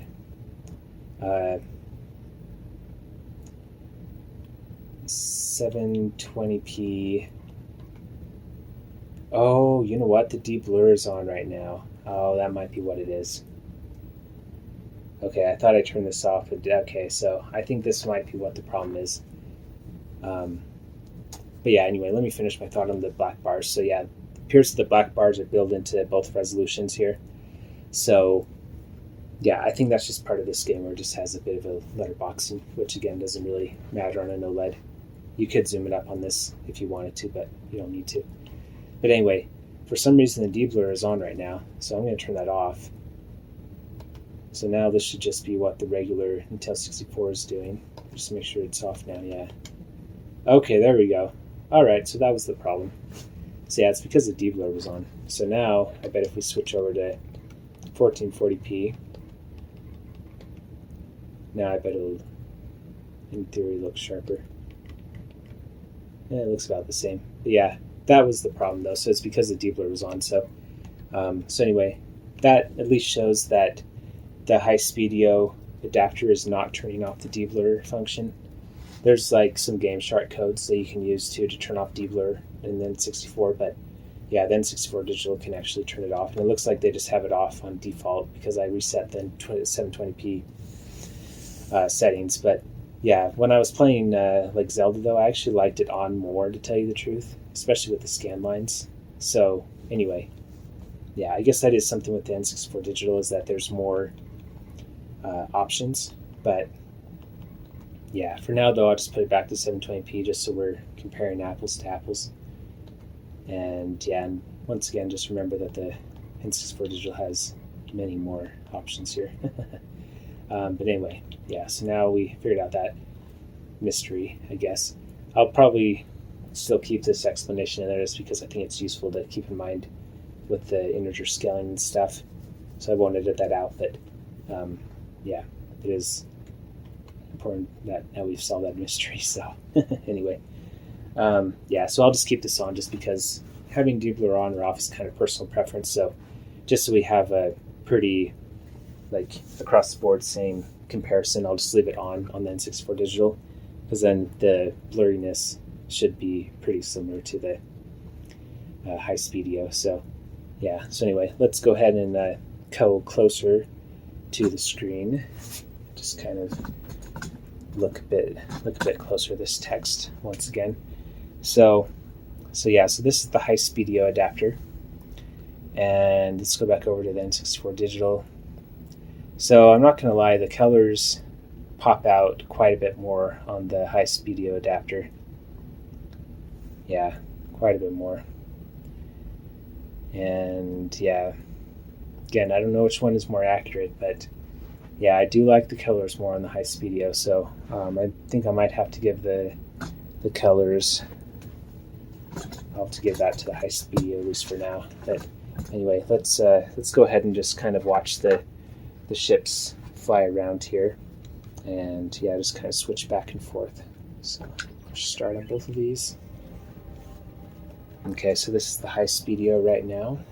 And let's switch back over to the N64 Digital. Oh, brother. Yeah. Somehow I got into another screen. Alright, that's okay. Let's see. I'll pause the Highspeedido one until it's roughly in the same spot, and then I'll unpause it. So yeah, so he went over here, and then he turned around. Okay, right about there. Yeah, it's roughly the same. Alright. So anyway, so yeah, so this is the N64 Digital. So now let's go back over to the Highspeedido. Yeah, they're pretty similar. Okay, I'm noticing some shimmering down here on the Highspeedido. Let's see if that's present on the HDMI. Oh yeah, it is on the N64 Digital, I mean. Yeah. So yeah, I mean, besides the colors, they look pretty similar. Yeah, but I mean, comparing the two, yeah, I definitely like the colors better on the Highspeedido. Yeah. Again, I probably, just because the N64 Digital costs more, I probably would be inclined to say that it is probably more accurate. And they also can update their firmware and stuff, which is another thing. The N64 Digital has Wi-Fi access, so yeah, I'm pretty sure this Highspeedido adapter does not. But anyway, let's go ahead and switch back to N64 Digital here. Yeah, they're pretty similar as far as clarity goes. Now that we have the deblur turned off on both, yeah, they're pretty similar as far as quality goes. Yeah, as far as clarity, I mean, I'll have to see if there's a way to test. So I have the 240p test suite for the NES on my EverDrive. I'm gonna try to see if there's a. Oh yeah, there is a 240p test on there. So yeah, let's go ahead and turn that on and see if we can tell if the N64 Digital and the Highspeedido HDMI Mod, if they both are handling 240p correctly. So yeah, let me get that set up. Oh wow, I think this is pretty significant. So, oh brother, no signal detected. Okay, so since I wasn't doing anything, my mission just got aborted, and then it went back to, you can see this screen over here. Oh brother, this is bad. So this is the N64 Digital right now, the PixelFX mod. And yeah, it's not able to detect the signal right now. So going from 240p back to 480i is causing some serious headaches for the N64 Digital. Wow.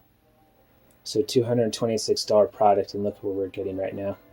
Let's switch back over to the Highspeedido. Yeah, see the Highspeedido Wow, no hiccups at all. Boy. Yeah, so I don't know. It might just be this game. But yeah, there's something going on with the N64 Digital. Yeah, no signal detected. Boy. Well, that's not good. Yeah, I'm going to try to push the button here. Let's see if I can get it to show anything. Oh, okay, now it's going back to 240p mode, I think. I'm going to try to push buttons enough to get it to go back.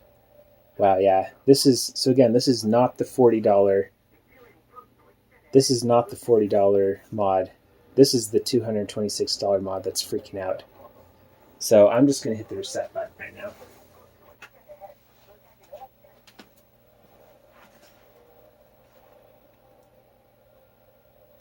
Yeah. Now we're not getting anything. Let's try turning it off and turn it back on.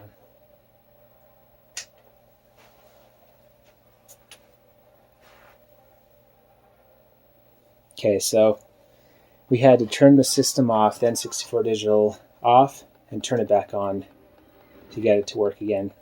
So, I mean, granted, my mod on this system was not as clean as it should have been. This N64 Digital was kind of a practice for me. But, I mean, I did get it working, as you can see. And then also, like, if we go into System here, then Debug Self-Test, you can see that it shows all of the pins here that I soldered. Everything has a heart byte, which means that it's getting a good, healthy signal from all of the pins. So that means that everything is, everything is installed correctly on this system. So even pushing reset test here, yeah, you can see everything's great. So yeah, that's why I'm saying that I don't think it's my mod that I did, even though I had to do some repairs on the motherboard, because everything is showing up as hearts, and it usually works. It only is when you switch between 240p and 480i that it has a bit of a problem. So I think one thing I'm going to try to do is that there is an advanced video setting here. Let's see if I can find it. Let's see here. Minimal lowest lag. So, why is this not letting me? Oh, that's right. Okay, so I'm wondering if we put this on normal for the frame lock, where it will add a bit more lag, but then it has a more stable HDMI signal. Let's go ahead and see if that will fix the problem. Let's see here, actually, before we do that, let me just try this one more time with the minimal lag setting. Okay. So I'm gonna, wow, okay. That was weird. It wasn't showing the ship, maybe it just disappears after a while. So anyway, I'm gonna purposely fail the mission again. And then okay, so see, there was the interference you saw there at the bottom. So now that was switching from 480i to 480p. This small TV over here, by the way, is coming from the Highspeedido N64. But yeah, so anyway, let's purposely fail the mission, so then we go to the 480i screen again. I think if I die, that should make me fail the mission, right? Hopefully. Oh no, it didn't. Okay, how many times do I have to crash before it makes me fail? Wow. Okay. Maybe if I help the bad guys win? They're trying to destroy the little population, so I guess maybe if I do that.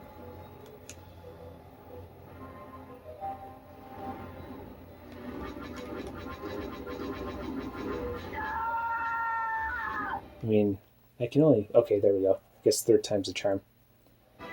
Okay, now see, now that time, it didn't freak out. So, I guess it's only sometimes that the N64 Digital loses a signal from the switch to from 240p to 480i. And again, we're in the minimal lag setting again, which I think would only make a difference for your TV. It shouldn't make a difference for the internal stuff. So yeah, this TV appears to be handling minimal lag just fine. Where, is a, yeah, maybe not an exact 60 frames per second, but like a 59.94 frames or whatever. So yeah, it appears to be handling that just fine, the TV. So I don't think it's the TV or the minimal lag setting. I think there's just something with the firmware on the N64 Digital, which, yeah, just doesn't like that switch between 240p and 480i at times. But yeah, because yeah, I mean, before you saw how much it freaked out, and now it seems to be working fine. So anyway, whatever. But yeah, that's definitely a win, though. Definitely a win for the Highspeedido, $40 kit. Yeah, huge win. Because yeah, so far, I mean, this system hasn't skipped a beat at all. So if you're looking for just a smooth gameplay experience, boy, this Highspeedido is certainly performing better than the N64 Digital. So yeah, because that would be a real bummer if you could complete a mission and then you weren't able to actually save your game because you couldn't see what was going on. You'd have to figure out a way to plug in composite if you even have a TV that accepts that. So yeah, that is a definite win for the Highspeedido. Again, most games on the N64 though aren't 480i, so take that with a grain of salt. I don't know how big of a win it is, but yeah. Anyway, it is nice to have consistent results all the time. So, but yeah. Let's go ahead and to tell you the truth on this, I can't really tell a huge difference besides the deinterlacing methods, where the motion adaptive stuff obviously on the N64 Digital looks better than the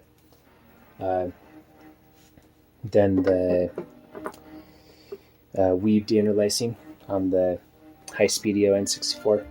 But yeah, let's go ahead and I just want to double check because this should say 480i right now. Yep, sure enough. So you can see on the resolution down here at the bottom, it does say that it is receiving a 480i signal, whereas before on the gameplay, it said 240p. So yeah, it's something where switching to 240p to 480i is causing this N64 Digital grief from PixelFX. So, I mean, the good thing is that it does have a, update. It does have the ability to update its firmware. And I checked for an update a few days ago, and there wasn't one. It's already up to date. Guess I could check again, but yeah, probably nothing new.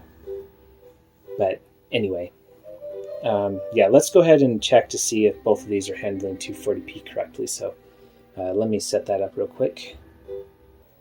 Okay, and then actually, as I was setting up the to do the 240p test suite on the N64 Digital, I unplugged the composite from the Highspeedido N64 and plugged it in the N64 Digital. And yeah, when I was on that game over screen, it actually messed up again the sync. So I just want to test it one more time. Let's just see what happens. So right now it seems like it's working okay. Okay, so anyway, I'm going to try to recreate that situation. So I'm going to unplug the composite cable. Okay, and then plug it back in. Well, that time it seemed like it was okay. So anyway, I think that basically this just means that, I don't know, it might be the N64 Digital, or it might just be because I had to make some repairs on this Nintendo 64. So, yeah, I'll say that it's kind of unclear whether the N64 Digital is really messing up. I mean, there obviously is some graphical glitches that are going on when you're switching between 240p and 480i, but it doesn't always become unplayable. Just seems like sometimes. So I don't know. But that might be because of the repairs that I do on the N64. So we'll kind of say that that's kind of unsure. I'm thinking about actually putting this N64 Digital into another Nintendo 64 that doesn't have any repairs on it. Yeah, I might do that later. But anyway, for now, we'll just say that possibly the N64 Digital is not as robust as far as resolution switching. I mean, at least we see, I mean, it's pretty consistent though, at least, where when it goes from 240p to 480i, it like always has like a graphical glitch down here at the bottom. So I'm going to say that that is just something that happens with N64 Digital, unfortunately. Yeah, I'll have to see if there's another game I have that I can test that with more. Oh, I guess we can. Anyway, I'll have to think about that. But anyway, yeah, let's go ahead and do the 240p test suite. Okay, so yeah, so here is the NES version of the 240p test suite, and yeah, so the EverDrive 64. It's pretty cool because it can emulate NES games, and so yeah, that's how I was able to get the 240p test suite on the N64 since there isn't an official version for the N64 yet. Yeah, so let's go ahead and go into this shadow sprite. So yeah, it looks like, wow, this is actually showing up very strangely on the camera. Wow, that's interesting. So, okay, well, I'll try to describe what's happening the best I can. Let me go a little bit closer here. So basically, this shadow that's on this guy's face is, wow, it's like fading in and out on the camera, but holy cow. Okay, well, in real life, it's just like flashing very quickly. Let's see if I increase the shutter speed, maybe I can get it to show up better. Yeah, not really. Alright, well, anyway, I'll just have to try to explain what I'm seeing here. Maybe it shows up better on the CRT, let's see. Nope, actually doesn't show up at all. Oh, it does sometimes when that line, wow, is it really, oh wow, that's funny. So that line, that you don't see that line in real life, but okay, whatever. So anyway, in real life, this shadow on the boy's mouth, it looks exactly the same almost with the CRT and the OLED, and this is the N64 Digital again. So anyway, now let's go ahead and switch over to the Highspeedido HDMI Mod and see what that looks like. Okay, and here's the Highspeedido Mod. Wow, I am seriously impressed. So yes, the Highspeedido Mod is handling this 240p image correctly. Yeah, the sprite, the little shadow looks exactly the same on both the CRT and the OLED. So great.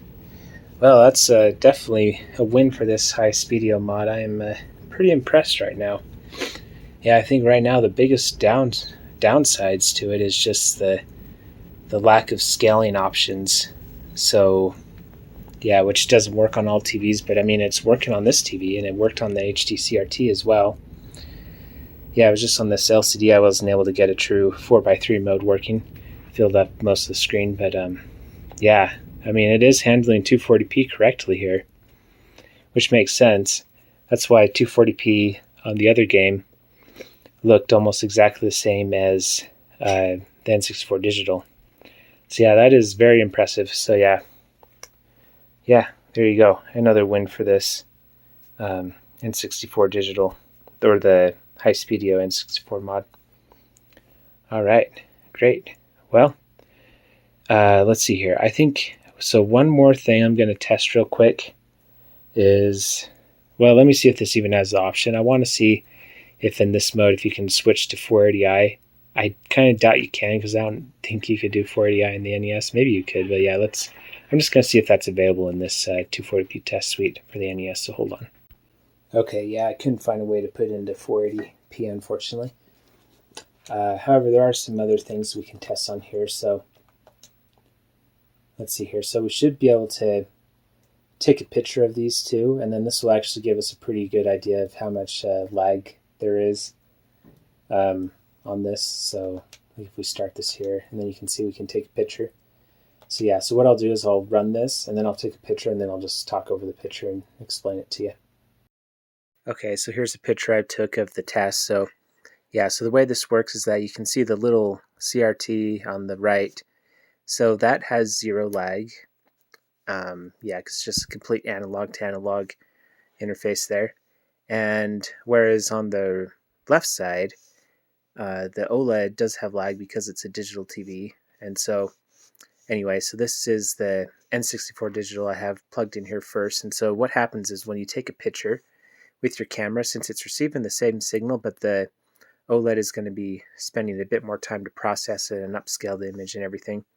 So that when you take a picture, then you can actually see the difference between the two. So like right now, the CRT with no lag is at 27 milliseconds, whereas the OLED is at 26. Or sorry, the CRT is at 27 frames and the OLED is at 26 frames. So that means that the OLED is roughly 1 frame behind the CRT. So there's about 16 milliseconds of lag going on here. And so some of that's going to be due to the N64 Digital. Most of it is probably going to be due to the OLED TV. Because, yeah, I think inside of the N64 Digital settings, it actually said that the OLED or the N64 was doing like about 3 milliseconds of lag, which is almost nothing. Still too much for light gun games to work, but and as far as human perceptions, it's basically nothing. So anyway, that means that the OLED is doing roughly 8 to 12 milliseconds, something like that. But anyway, I think I heard somewhere that it does do like 8 milliseconds, but maybe it is a bit more than that.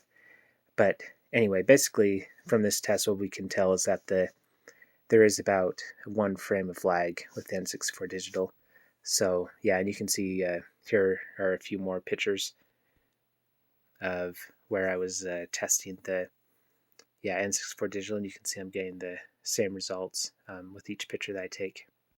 And the reason why I take several pictures is just to make sure that we are getting the same results on each one. So yeah, make sure there's no variable lag. So anyway, now let's switch over to the Highspeedido HDMI Mod. So here we're getting about 3 milliseconds. Here it's about 4 frames, 3 frames and then 4 frames. Here it's about 3 again. And yeah, once again 3. And then here it's about 4. And then here we've got about 4 again. So basically I'm thinking it's about 3.5 milliseconds of lag for the Highspeedido mod. Yeah, which really isn't too bad. Did I say frames or did I say milliseconds? It's about 3.5 milliseconds of lag is what I'm going to say, since it was going between about 3 and 4. So I don't know. It could be variable, but I'm just going to say that it's probably just like 3.5, and that's why it was sometimes 3, sometimes 4. So yeah, so that is kind of it's still not too perceptible. Like as I've been playing with it, I haven't really noticed too much. We'll have to try a bit more with like timing some jumps with Mario 64 and stuff and compare it directly to the N64 Digital. But yeah, really the frame isn't too, like, so far as just like my casual playing has gone. The lag isn't too much, but as far as milliseconds go, so that would be somewhere around 56 milliseconds of lag, since 3 times or 3.5 times 16 is 56. So yeah, that's not terrible. I mean, a lot of TVs, that's just what they have, and like if you're playing on a projector, then that's what they have too. So, and actually, I guess then if we subtract what the OLED is doing with about 8 to 10, maybe we're getting about 46 milliseconds of lag, or just about 3 frames of lag, which really, all things considered, isn't terrible, but that's where it starts to get maybe a bit noticeable too. So yeah, anyway, we'll have to do more tests. But yeah, let's go ahead and now just take a look at composite here. Okay, so here's composite going into the OLED from the same N64, and yeah, as you can see here, it's about 1 frame of lag. Yeah, here's about 2, and yeah, here's about 2 as well. And then here's 2 again. So yeah, so I'd say about 1.5 to 2 frames of lag with just plugging composite directly in. So yeah, so yeah, again, that's about 2 frames. Or sorry, did I say frames again? Yeah, that's what I meant. Sorry, frames, not milliseconds. Yeah, but anyway, that's about 2 frames less than the Highspeedido unit going in, and just about a half a frame more than just the N64 Digital. So yeah, once again, I'm kind of impressed on how well this TV handles 240p in just like composite mode. Yeah, and like with the frame, like even the lag, 1.5 frames of lag is, pretty good. 1.5 to 2. Yeah, not bad. So again, if your TV does handle composite well, then, that's might just be a good option as well, But yeah, anyway, let's now go and I'm just kind of curious. Let's go ahead and test on this composite, just on this TV. Let's test to see how it handles 240p, because this TV might just be handling it as 480i, which isn't ideal. So yeah, let's just go ahead and test that real quick. All right, so here is, so this is composite again, and I can already see that it's shaking quite a bit, so that is a bit of a distracting thing, but I guess it is what it is. So I'm kind of thinking that this isn't going to be handling 240p correctly, but yeah, we'll find out. So let's go ahead and go up to the shadow sprite test again. Oh wow, I was wrong. It is handling it correctly. Oh wow. Oh, okay, this TV is pretty impressive. I mean, I don't know. It's weird because like the image is shaking. So if it's 240p, it really shouldn't be like. It's not showing up on the camera too much, but like his head is moving up and down a little bit. But as far as the sprite goes, again, it's doing the weird fading thing on the camera, but in real life, it's flashing like it should be. So same thing with, it looks pretty similar to what's happened on the CRT. In fact, it looks pretty much identical. Besides, the CRT obviously looks better because the whole image isn't shaking. But I'm pretty impressed with this OLED TV.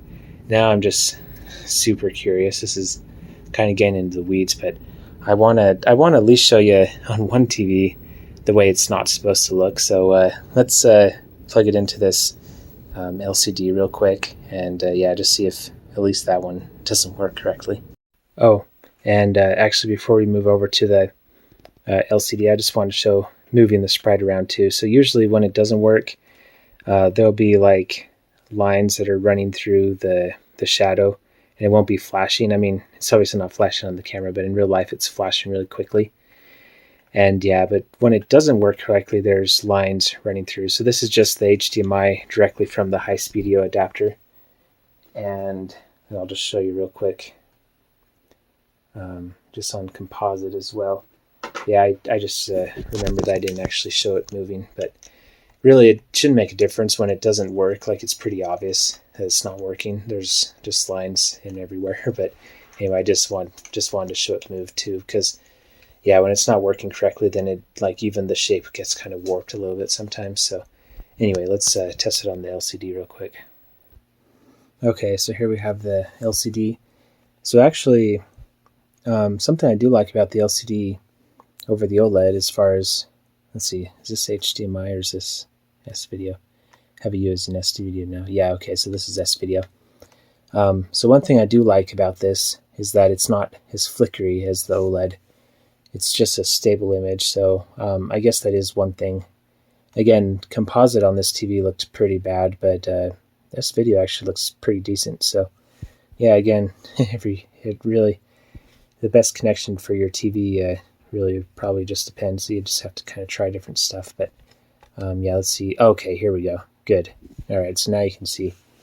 So this TV is not handling 240p correctly, which makes sense because, yeah, a lot of early digital TVs didn't handle it correctly. But yeah, as you can see here, even when you like move it around, when you move this thing around, you can see the shape gets kind of distorted, and then you can see these lines that are in between it.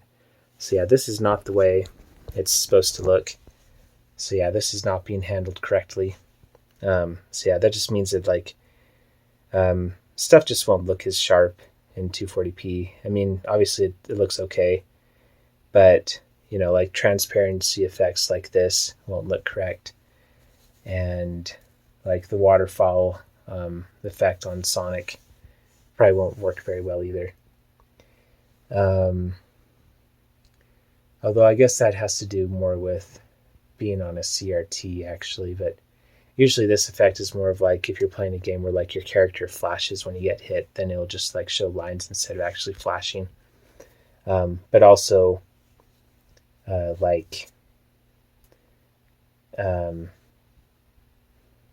pixels too, they'll look a bit messier as well when your TV isn't handling 240p correctly. Whereas now, I bet if we switch over though to HDMI, since this Highspeedido appeared to be handling 240p correctly, I bet we'll get the right effect.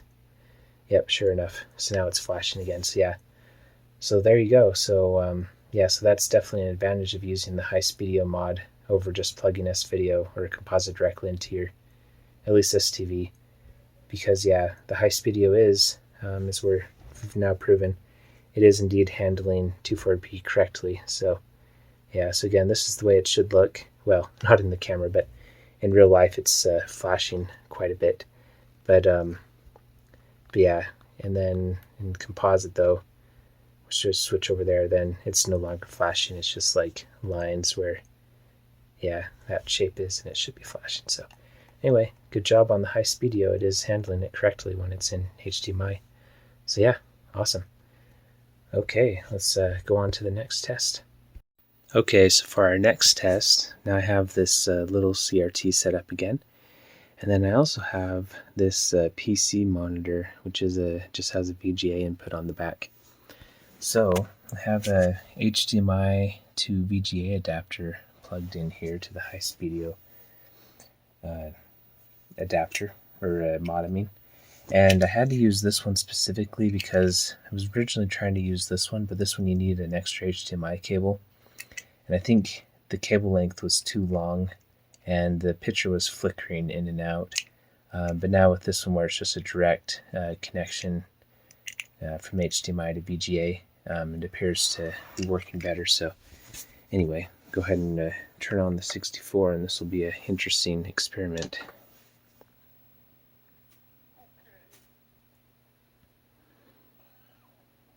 There we go.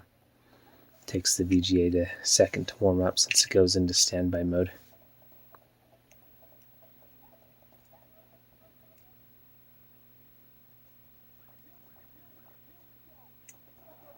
Yeah, so the little TV is a lot brighter, but yeah, that's not necessarily. I might be able to turn up the brightness on here too, but we'll just try to focus mostly on the clarity. Let's see, maybe I'll try to pull up the brightness though a little bit here. Okay, yeah, I was able to find some brightness controls on here. Yeah, I don't know. If I turn it up too much, then just kind of the black levels don't look that good, so I'll just kind of leave it at 75. That's probably good enough. But yeah, just goes to show how, yeah, these little TVs are still pretty cool, I must say.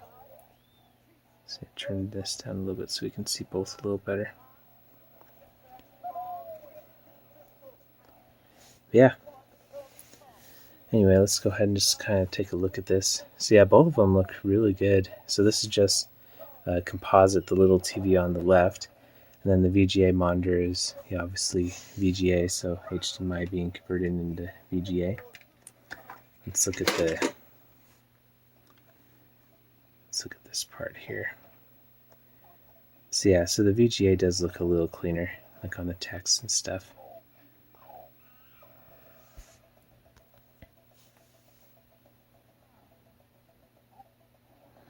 But really, they're pretty similar, especially on this size of monitor. Yeah, you can see up here where it says like Adobencha or Adventure mode. it's a little clearer on the VGA than compared to the composite. But yeah, both are yeah, pretty impressive though, I must say. And then also I thought while we're here, this is actually probably a better way to get an accurate reading of the lag, just because since we have two CRTs, we don't have to worry about like digital scaling happening. I would assume that this HDMI to VGA adapter introduces a little bit of lag, but I think it's probably very, very minimal, if any at all. So anyway, yeah, because it's just a passive adapter, so there's no, active stuff going on there. It should just be, yeah, hardly any lag at all, if any at all. So, but yeah, let's go ahead and do our lag test again, just to confirm how much lag is on with this HDMI mod, because we know on this TV there'll be 0, and on this one there will, well, yeah, we'll find out, but inherently there should be 0, but we'll see if there's any lag that's added with the Highspeedido HDMI mod. So yeah, let's go ahead and check that out real quick. Okay, so I'm glad I redid this test. So yeah, so actually on these pictures that I took, you can see the CRT on the right where the Highspeedido adapter is plugged in is usually about 2 frames behind the smaller CRT. So yeah, so about 2 frames. I think sometimes it went up to 3 frames. Yeah, like right here was 3 frames. So I'm going to say like 2.5 frames roughly. Yeah, here's another 3 frame one. But yeah, anyway, 2.5 frames though, that's not bad at all. Yeah, that's only, what, 30 or maybe 40 milliseconds. So yeah, not bad. So I guess the OLED TV was adding more lag than what we had expected. Okay, and then I decided just for good measure, I'm gonna test the N64 Digital on this as well, since yeah, I think the other test that we did is still valid. If you're using a digital screen, then yeah, just keep in mind there's going to be more lag baked into the cake. Yeah, let's go ahead and test the N64 Digital. And I just want to pull up this screen real quick. So yeah, you can see here it says that there's about 3 milliseconds of lag, or sorry, 0.3 milliseconds of lag. So yeah, almost basically nothing, almost nothing. Yeah, very, very minimal lag. But yeah, let's go ahead and do our camera test real quick and see if that's accurate. Okay, yeah, so you can see here, yeah, 21 on both screens. Here, 57, 57. So yeah, it really does seem like it's very minimal lag, almost 0. So yeah, so the N64 Digital definitely is better as far as lag goes. Now here you can see the CRT on the left was 1 frame ahead of it, and here it is again, so 58 compared to 57. So yeah, I mean, there's a tiny bit of lag, as we saw with, the N64 Digital, what is saying like, 0.3 milliseconds, and that came out, occasionally on these tests, but for the most part, it's basically 0. Yeah, the lag is so small in N64 Digital, according to these tests anyway, that it's really, yeah, basically 0. So anyway, yeah, let's go ahead though and go on to the next test. I guess just to summarize though with this lag test is that 30 seconds for the Highspeedido, 30 to 40 seconds, we're entirely sure, but yeah, somewhere between 30 and 40 for the Highspeedido, and then almost 0 for the N64 Digital from PixelFX. So anyway, let's go ahead and go on to the next test. Okay, and here are the results for the lag test on this duplicator, the cheaper one I have.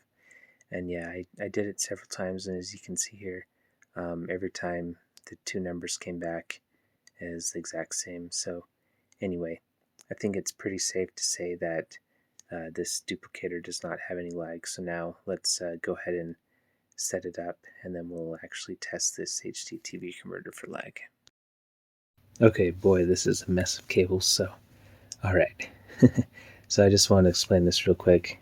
I think the reason why this is working is because when I plug in this HDMI, I think that this is actually feeding power back through the HDMI into this device, because you can see when I plug this in, the light actually turns on, the Nintendo 64 is off, you can see. And actually, it even shows up on the CRT as well. It's just no signal since the N64 is off.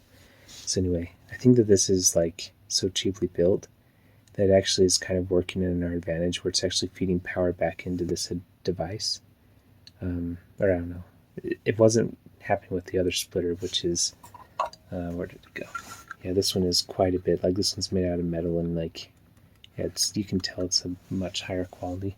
This one's a very cheap plastic, but yeah, anyway, so I don't want to leave it connect to this too long, but I'll just leave it connected long enough where we can test both these monitors and then we can, yeah, test the lag on this thing. So anyway, so now when we turn this on, then it should actually show what we're looking for here. All right, I'll give it a second for this other monitor to turn on. I hope I have it set up correctly. Let's see, let me just double check. Okay, there we go, now it's coming on. I didn't have the HDMI adapter plugged in all the way. Alright, so yeah, so anyway, I don't want to have it in this state too long, because yeah, you can tell that it's not liking it very much, but anyway, I'm going to go in here and do the test again. So okay, and here are the results for this HDTV converter for the N64. So yeah, you can see it's about 2 frames. All these pictures that I took, here is actually 1 frame. Yeah, and then here's yeah, 1 frame difference, 1 frame difference. Yeah, 2 frames. So yeah, so the monitor on the right or on the left is the N64 Digital, and then the right is the HDTV converter. That's just the plug and play. But yeah, anyway, it seems like it's varying between 1 and 2 frames. So yeah, so I'm just going to say that that's about 1.5 frames of lag. Since we basically found that the N64 Digital is essentially 0 frames of lag. So anyway, yeah, so about 1.5 frames of lag, whereas this Highspeedido HDMI mod was 2.5, so it's about 60 milliseconds faster, actually, this HD TV converter. So yeah, so I guess as far as lag goes, it does beat it out slightly, but in practice you probably won't notice too much. But yeah, let's go ahead and keep testing it. Okay, there we go. So now I have this HD TV converter hooked up to this OLED again. And actually I was testing it, and it looks like when it's with this Highspeedido adapter, it actually does work at the same time as the Highspeedido adapter did. So yeah, I don't know what's going on with N64 Digital. Maybe it's my install where it's kind of anyway. But yeah, it is working at the same time though, with the HDMI coming out, and then yeah, then this HDTV adapter. So yeah, so we can just use the same 64 on these tests now. But before we actually go into a game, I just wanted to see how this adapter does with the 240p test with the shadow. So yeah, let me go into that real quick. Oh, I forgot I gotta use the wired controller on this 64. Okay, there we go. So yeah, let's just go into this shadow test real quick. Alright, so this is unfortunate. So yeah, so this is the HD TV adapter. And yeah, as you can see, it's failing the shadow test. And yeah, as we move it around, yeah, it's pretty warped. So yeah, so that's unfortunate. It is handling 240p as 480i, unfortunately. Whereas if we switch over to the Highspeedido adapter HDMI 1, then yeah, you can see, well, again, it's hard to see, but in real life this is flashing very quickly, and so yeah, that is the right behavior that we'd be expecting. So yeah, so the Highspeedido adapter is handling 240p correctly, whereas this HDTV adapter is not, unfortunately.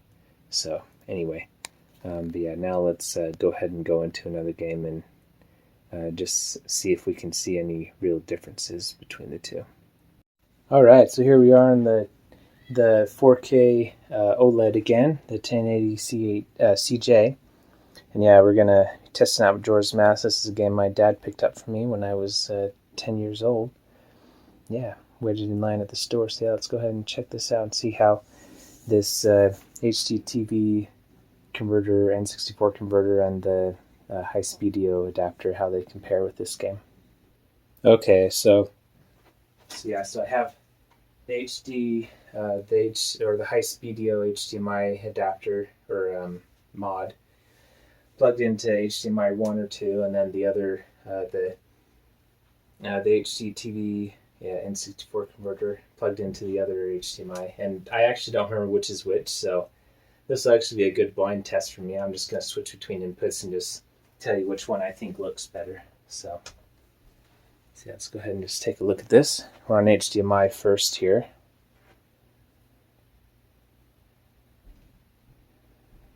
Alright. Yeah, it doesn't look bad. Let's go ahead and switch over to HDMI 2. It looks pretty good too. The first part's obviously a pretty dark scene. Yeah, sound is pretty similar. Okay, let's go ahead and switch back over to the other one.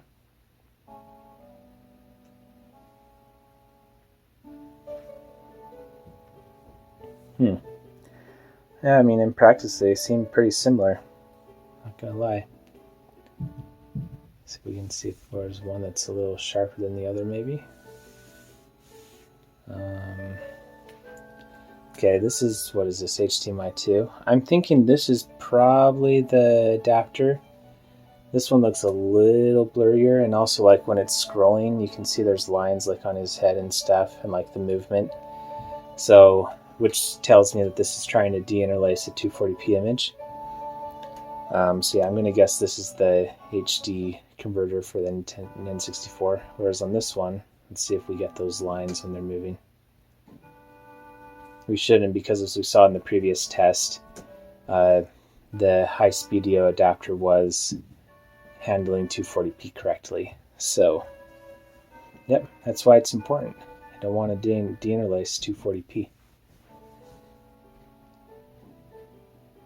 Yeah, this one's definitely de-interlacing. So yeah, my guess is that this is, so HDMI 2 would be the HDTV adapter. So let's go ahead and check to see if I was right. Okay, so I'm just gonna unplug. We'll just unplug the mod, I guess. Or actually, I'll just unplug the HDTV converter. Okay, yep, it went away. Yeah, so HDMI 2 was indeed the HDTV converter for the N64. So yeah. So really, the biggest giveaway was just in the movement, where it's de-interlacing the 240p image, and so you can see some of those de-interlacing artifacts that we saw before. But besides that, I mean, the colors they look pretty good still. Yeah, it looks very similar to the Highspeedido HDMI mod, and both of these are outputting at 720p as well. So yeah, I would say the overall though, the image quality is slightly better on the Highspeedido HDMI mod, mostly because of the de-interlacing stuff. But yeah, pretty similar, really. Yeah.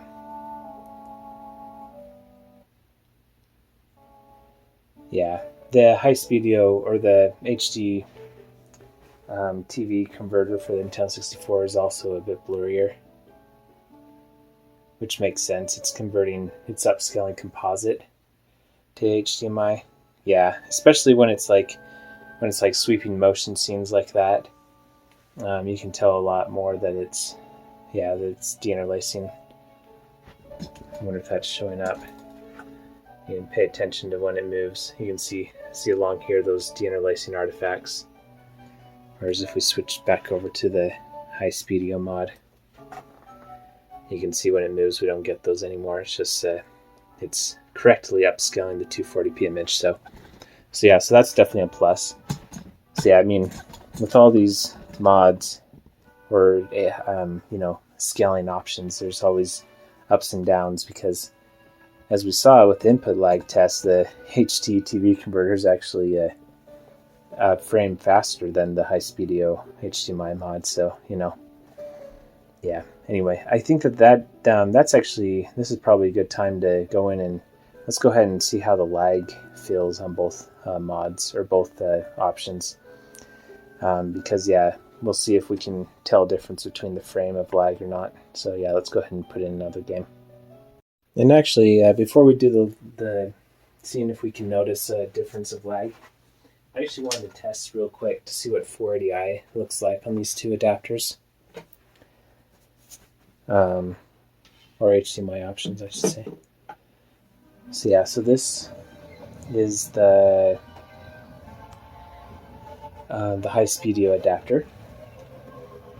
So yeah, once again, we can see the jaggies around when the ships are moving. Whereas now if we go over to the HDTV converter, let's see what that looks like. Let's actually just reset and watch that first part again. Oh, wow. Okay. Wow, well that's a lot clearer. Wow. Oh yeah, that text was certainly a lot clearer. Much more readable. So yeah, I'm going to guess that this HDTV converter for the N64, I think it's probably just like a generic adapter that's mostly used for video, meant for video. So, you know, 480i content. So yeah, I imagine it would handle 480i pretty well, since that was its main use case, obviously, whereas the main use case of the Highspeedido HDMI adapter would be 240p, since, you know, like 90% of the N64 games are 240p. So yeah, let's go ahead and pull up one of these images, and we'll just take a look at this a bit closer. Oh yeah, so I can already tell right now that this is looking a lot better. Let's go ahead and zoom up here again. Yeah, so this is the HDTV converter. Yeah, and I can already tell this is way better than the Highspeedido adapter. Yeah, look at that. Yeah, this is it's pretty blocky and stuff. And you can see it has this problem where it's drawing the scan lines incorrectly. Whereas this, we switched back over to the HDTV converter. Yeah, it looks better. Still not perfect though. I'm seeing a lot of, like, in these words up here, I'm seeing a lot of like composite noise in the letters.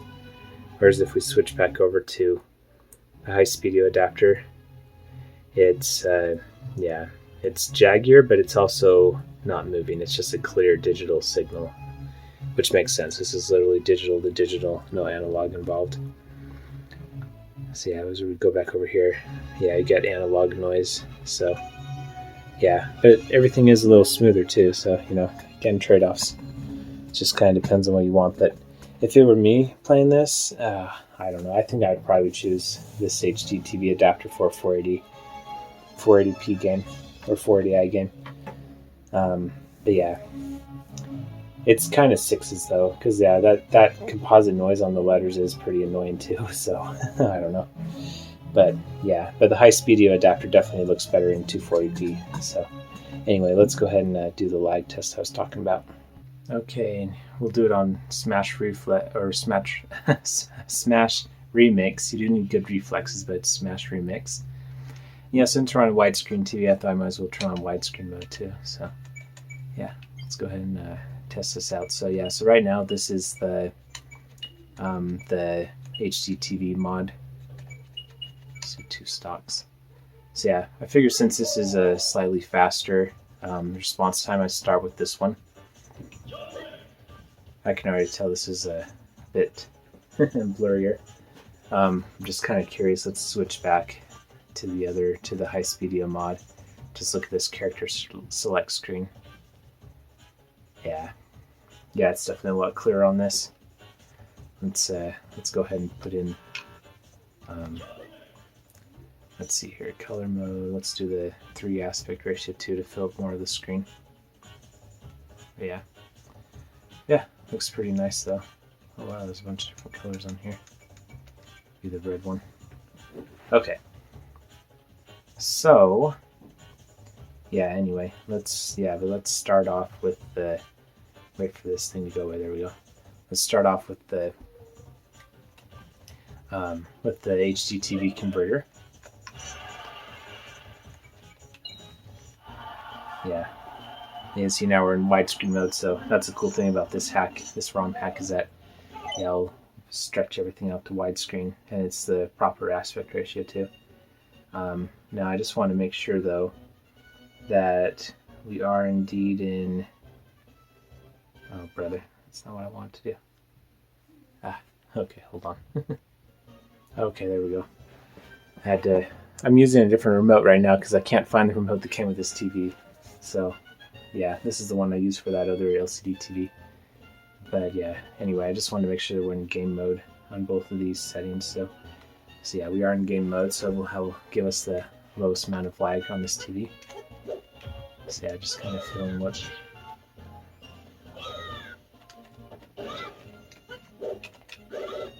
So yeah, I can already tell, yeah, the delagging is, or not the delagging, the deinterlacing is kind of throwing me off. Just because it doesn't look the greatest. seeing deinterlacing artifacts on 240p isn't the greatest, obviously. Yeah, the lag feels pretty good though. Like jumping up and down, feels pretty good. So anyway, let's go ahead and switch back over to the Highspeedido adapter. Let's see what that feels like. Oh yeah, well the picture quality just got a boost.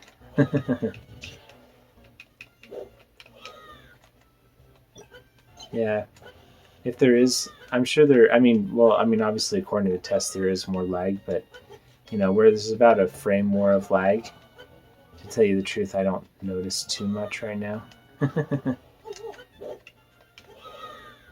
Yeah, it feels almost the same as the HDTV converter, realistically. So yeah, I think that for most people, probably the lag isn't going to be a deal breaker. I mean, to tell you the truth, like when I push something, no, it's pretty responsive.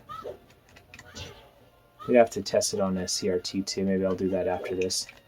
Have the composite go to a CRT, then we'll have a truly zero lag experience. We can really see if we notice a difference. But yeah, I mean, when I push something, like it does take a split second for it to respond, but I mean, we have to also remember we're on a digital TV, and yeah, we're feeding it 720p, which for the lowest lag you would feed it a 4K. It was either 4K I think it was 4K 120 for the lowest amount of lag on this TV, or maybe even 4K 60. But yeah, anyway. Yeah, let's go ahead and let's set up the CRT again, and we'll plug composite into that because, yeah, I am noticing a tiny bit of lag, but not a lot. So let me just one more time. Let's just switch before we switch things up. Let's switch back over to the HDTV. Yeah, even on this one, there's a little bit of lag I'm noticing. Or like I push something, and it takes just a second to register. Also, the sound I think is slightly louder with the HDTV mod, the HDTV adapter, just a tiny bit. But yeah, another thing to keep in mind too is a big advantage of the HDTV adapter is that it is just plug and play, so no modding. So it is holding up this good. If you don't mind, if the deinterlacing stuff doesn't bug you too much, then maybe it's not a bad option. Yeah, I am seeing it a lot though. Like, let me just show you real quick, just in case you didn't see it before. So like, you can see on Link's hands here when he's clapping. So you can see how there's a bunch of lines in between them. That's because this HDTV adapter is trying to deinterlace the 240p signal. Whereas if we go over to the 240p, the Highspeedido HDMI Mod, you can see yeah, you can see it looks a lot better. So yeah, no of those deinterlacing lines in his hands. It's just a clean digital image. So yeah. Anyway, still images though are, you know, you don't really see that. It's only in the moving stuff. So like if we switch over to the HDTV, you can see it's, you know, pretty similar. Yeah, still not as clean. You know, this is upscaling composite, whereas this one just a pure digital signal, the Highspeedido. So yeah, anyway. Yeah, motion definitely looks a lot better on this Highspeedido mod. But yeah, let's go ahead and hook up the CRT again, and we'll see if we notice a difference. Because a lot of times when you're just like playing a game, especially if it's only a few milliseconds or even a few frames of lag, usually you just kind of get used to it and you don't notice it anymore. So, but yeah, if you have a CRT hooked up though right next to it, then I'm sure we'll be able to notice it quite a bit. So yeah, let's go ahead and set that up real quick. Okay, there we go. Got the CRT hooked up. And yeah, I'm going to switch the widescreen menu, or I'm going to switch the widescreen mode or back to normal mode, just so we have the same aspect ratio on both TVs. Yeah, let's go ahead and do that real quick. Turn widescreen off. There we go. Okay. And then of course we'll have to now fix the HDTV. So yeah, let's go ahead and click on options. There we go, I clicked the right button that time. And then let's go over to normal. There we go. Yeah, it's really nice this TV has that option. So yeah, we can get a good aspect ratio. All right, great. So now we should be ready to do the test. Well, I can already tell right now, well, it's not too bad. Yeah, let's just go in here and go into match again and just see what it feels like. Yeah, so again, we have the Highspeedido on the left here on the big TV, the OLED, and then we have just composite on this little CRT. I probably shouldn't have. Let me actually go into like training mode because I don't want him to like attack me. I just want to test it, so hold on. Okay, all right, so here's training.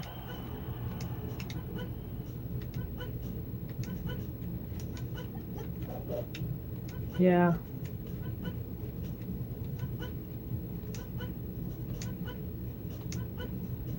Yeah, and I am using a wired controller, by the way, right now. This is a wired first-party controller, so yeah. More than anything, I'm just, like, I can hear the echo, so like when he jumps up, it comes out of the small TV first. Let me turn up both TVs and maybe you'll be able to see what I'm talking about better.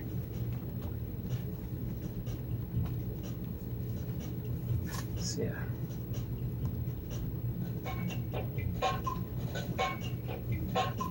And actually, just to make sure, I'm going to switch over to regular sound without the audio system. So let's see here, options, that's right. So let's go over to TV speakers. Just because sometimes when I plug in a device to this TV and it goes to the sound system, sometimes it seems like there's a bit more lag. Okay, so anyway. So actually that sounds pretty similar. There's a slight echo, but it's like almost spot on. So yeah, the echo really isn't as prominent when it's not going through the audio system. When I have this hooked directly into the audio system and then the audio system outputs the HDMI to the TV, then the sound syncs up pretty good. But when you're going from the TV and then through eARC into the audio system, then yeah, there can be some lag. And I'm sure there's a way to sync it up, but I just haven't messed around with it enough. I usually just have everything hooked up to the stereo receiver, so anyway. Yeah, right now it's just going through the TV speakers on this Sony big OLED. And yeah, it actually sounds almost identical to the CRT right now. So yeah, I would say that, you know, obviously we saw that there is about 2.5 frames of lag, but I mean, where there's 60 frames in a second, yeah, 2.5 isn't very much at all. So, I mean, you know, there is a little bit of lag. Or no, hold on. No, sorry, I said that wrong. There's 60 milliseconds in a second. But then, so 2.5 frames would be, what did we say that was? That's right, about 40 milliseconds, because each frame is 16 milliseconds. And then, so 2.5 would be 2.5 times 16, which would be 40. So, yeah, 40 milliseconds of lag. So just over a half a frame or half a second of lag, I guess. But yeah, in practice, I don't know. I don't really feel a big difference. So I don't know. I'm going to say that basically, unless you're like super sensitive to lag, which apparently I'm not, I'm going to say that it's mostly a non-issue. So yeah, there's a tiny, you can, like, there's a very small amount of lag I can kind of tell, but it's mostly a non-issue. So yeah, anyway. I'm just kind of curious. I actually have composite hooked up to this TV as well, so I'm just going to switch over to that real quick and just see what that feels like for the lag. Yeah, so if you remember, the composite on this TV we determined was about 1.5 frames of lag, so yeah, just slightly faster than that, or than this than the Highspeedido adapter. By the way, composite, I think, in my opinion, doesn't look the greatest on this TV. There is quite a bit of jitter. It's not the same kind of jitter, though, as what we saw with the HDTV adapter. This TV, as we saw before, surprisingly, is handling 240p correctly. There's no deinterlacing going on here, but it's still, the image isn't like 100% solid either, and I don't know if that's just because it's converting analog to digital or what, but it's like there is a little bit of like movement in the screen still, just a tiny bit of flicker, so I don't know. It's almost like it's half doing a progressive signal and half not doing a progressive signal, so I don't know. But anyway, I don't know if I prefer this over the HDTV mod, but I think in general, though, you can usually count on your TV not displaying composite very well, so yeah, I mean, I'm kind of surprised that this TV does such a good job, to tell you the truth, but yeah, at least your digital TV. And by the way, on all these tests, composite looks better than everything, like on the CRT. The CRT composite looks better than even the pure digital option. Let's go back to the pure digital. Yeah, composite looks better on the CRT. So yeah, anyway, take that for what it's worth. I am kind of curious, though, if we make the aspect ratio to the small one. So if we just make this image smaller, and of course we'll have to change this to full.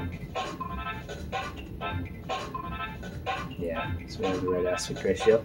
That actually, to tell you the truth, this is actually kind of a cool use case with this OLED, because so I'll turn down these volumes now. Because yeah, this having this this smaller screen, it actually kind of reminds me of like just like a big CRT. Because what would this be? This looks like about I don't know, maybe it's like 40 inches or something. Yeah, I'd have to measure with a measuring tape, but yeah, I mean, yeah, so this is in screen mode 1, or what do they call it? Aspect ratio 1, so yeah. Yeah, just a 4:3, and it just shrinks the image. But yeah, on an OLED where it just turns off all the, like everything else, all the other pixels around it, it just kind of feels like you're playing on a, granted, kind of big CRT, but still, smaller screen. It actually makes the overall image look a little better where it's not all blown out. So yeah, I could see me actually using this mode a bit because this is a 77-inch OLED, and so, obviously if you're I don't know, I guess it depends on how big your screen is and to start out with, but yeah, starting on a huge screen like this actually is kind of a cool use case for this.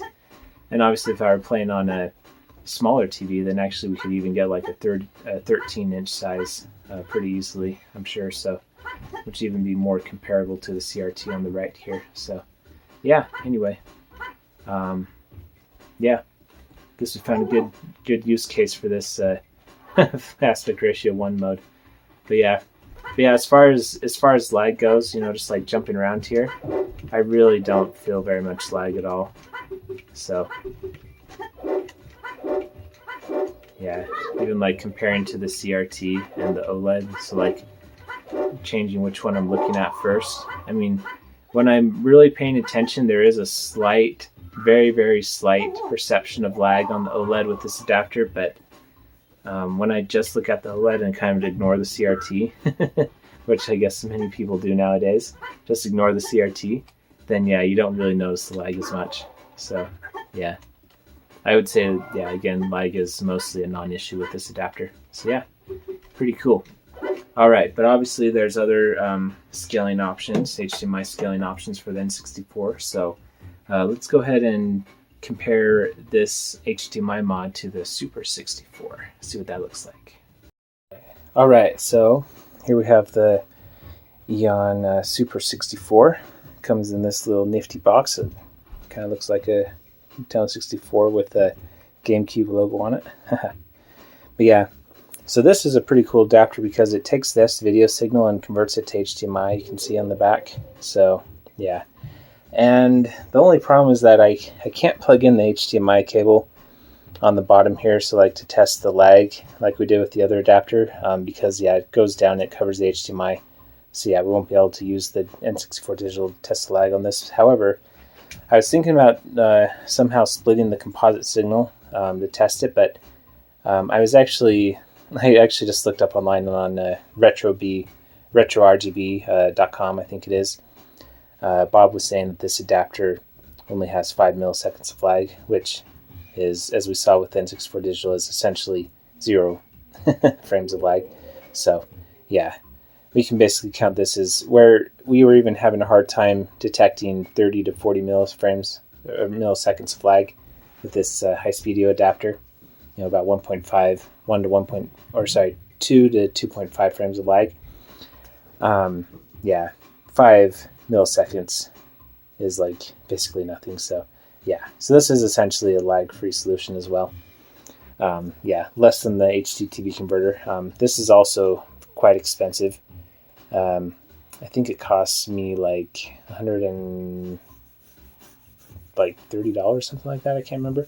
I bought it a few years ago too, so you'd have to double check on the current prices. But something cool about it though is it does have this smoothing switch, which actually is like makes things look very nice. Yeah, it really adds a cool effect to the graphics. One other thing too that is I don't know, I guess it depends on how you look at it, but it can either be a downside or a upside, depending on, again, how you look at it. But it only outputs at 480p. So yeah, again, if you want to upscale, you know, use another solution to upscale, and you just want to clear, you know, analog to HDMI signal, then yeah, this would be good. You know, just line doubles everything basically. Yeah, at least for 240p. We'll see. We'll have to test it on 480i as well, see how that goes. But yeah, as far as 240p goes, just line doubles everything. So, however, I think another cool use case though is you can hook this up with the M Classic as well if you want to get crazy, which I've done other videos on that, and that actually looks pretty cool when you have the line smoothing on, and then this going into an M Classic. It actually looks pretty nice, I must say. However, we won't be testing that right now. I think that's a little out of scope for this video. It would be cool, but maybe if you want to see that comparison, let me know. Yeah, because this video is already getting kind of long, so we'll just test this without the M Classic. And yeah, let's go ahead and see how it looks. So I'm going to be hooking this up to 164, and then we'll have the Highspeedido HDMI adapter obviously coming out of the modded 64 that we did. So yeah, anyway, let's go ahead and get this set up. Okay, so I'm going to do my trick with the surge protector to turn on both 64s at the same time.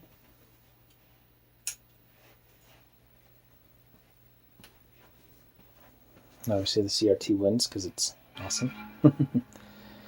Okay, I really don't remember which... I'm thinking this is the Super 64.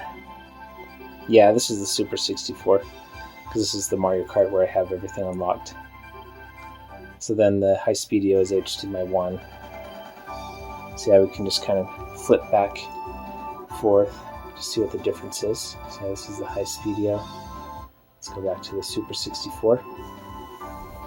That's pretty similar. So again, this is a 480p image on this TV.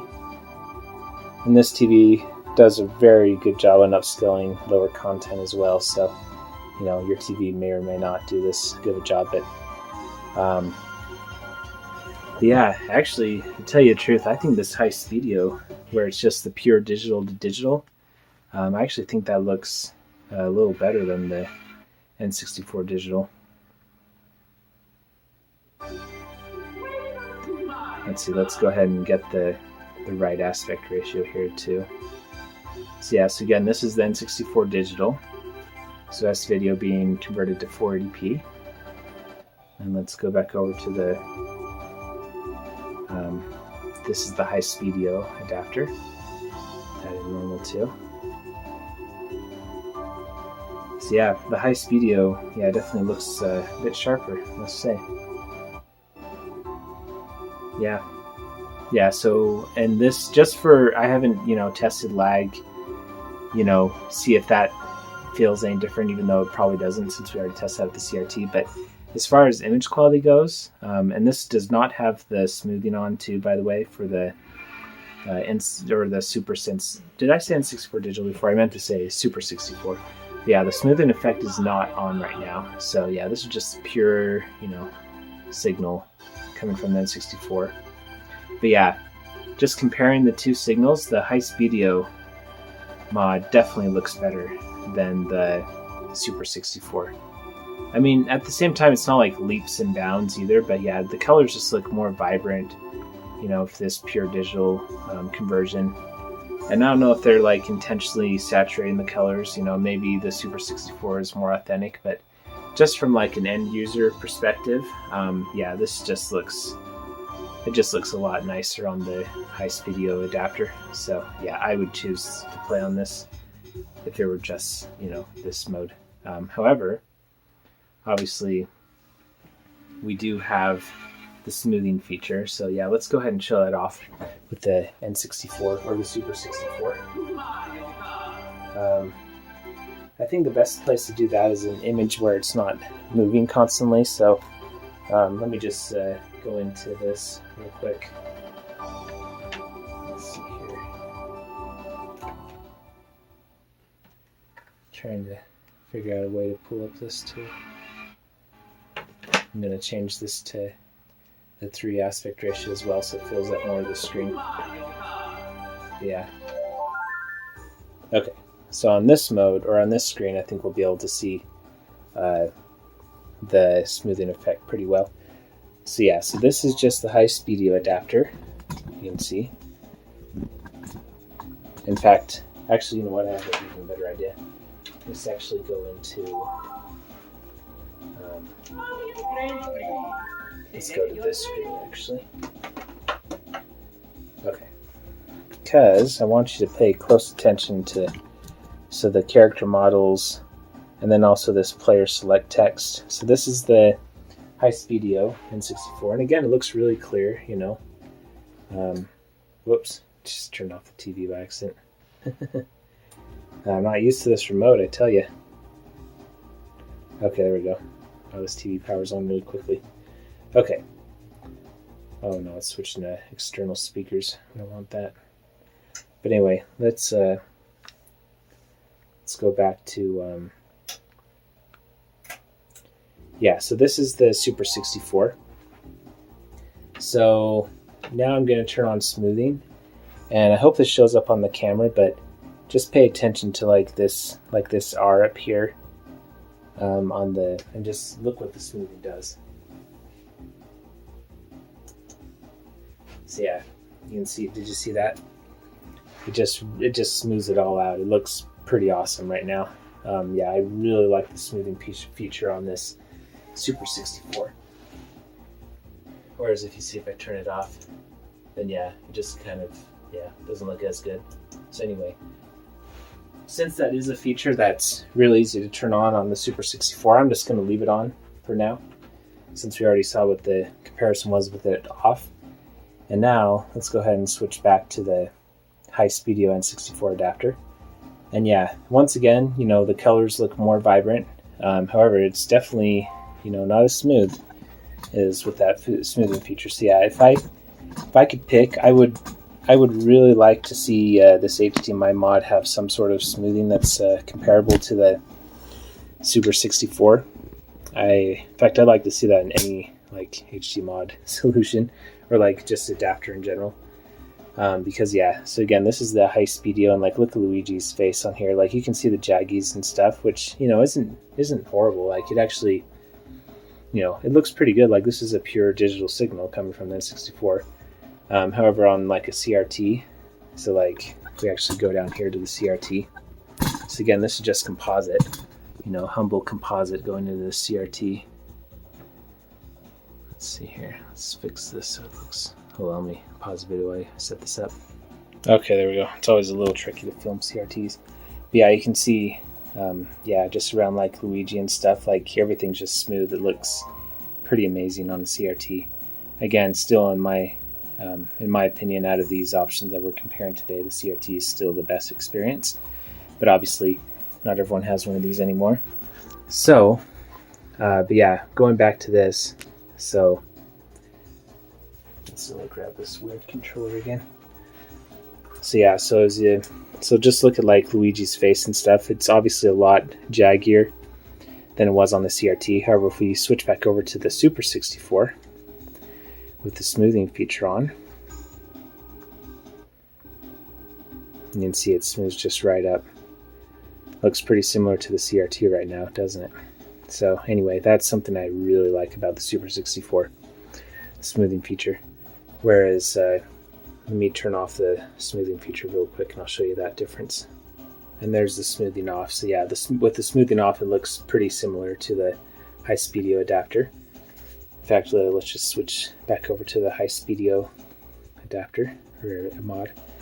So yeah, you can see it looks pretty similar. The Highspeedido just looks a bit clearer and a bit brighter. So yeah, and then switching back over to the Super 64.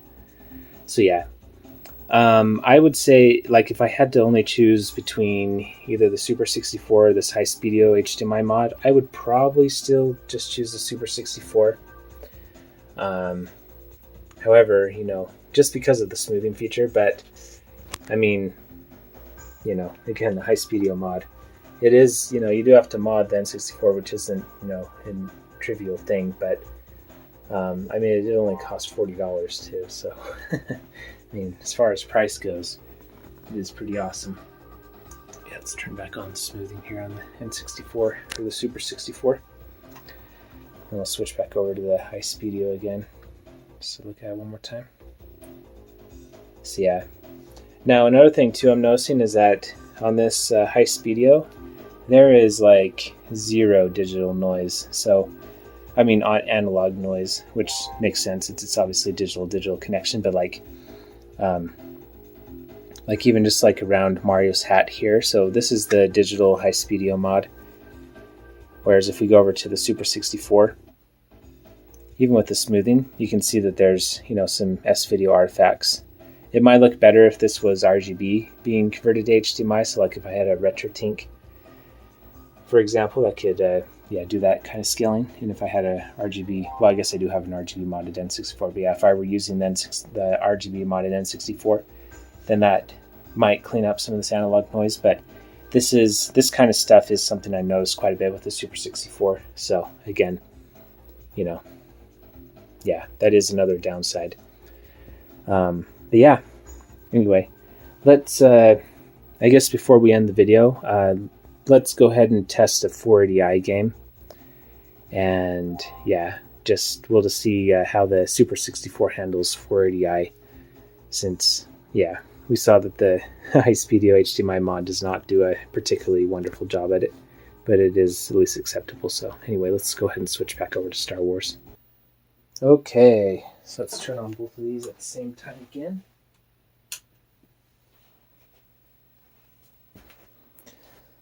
Alright, I don't remember which HDMI I was on before. Oh, I missed that first part. This must be the Super 64. I don't think the Super 64 syncs with this TV as fast as the other one. Let's just double check. Is this HDMI 2? Yeah, it is. So yeah, this is the Super 64. And this is without the smoothing turned on. Okay.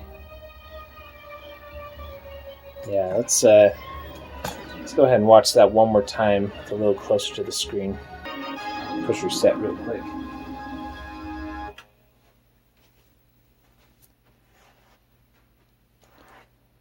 Okay, well this text definitely looks a lot better. Yeah, the text, text definitely looked a lot better in that first part than the Highspeedido HDMI adapter. And yeah, let's look at this motion here. Yeah, so I wonder if the the Super 64 is using motion adaptive, maybe.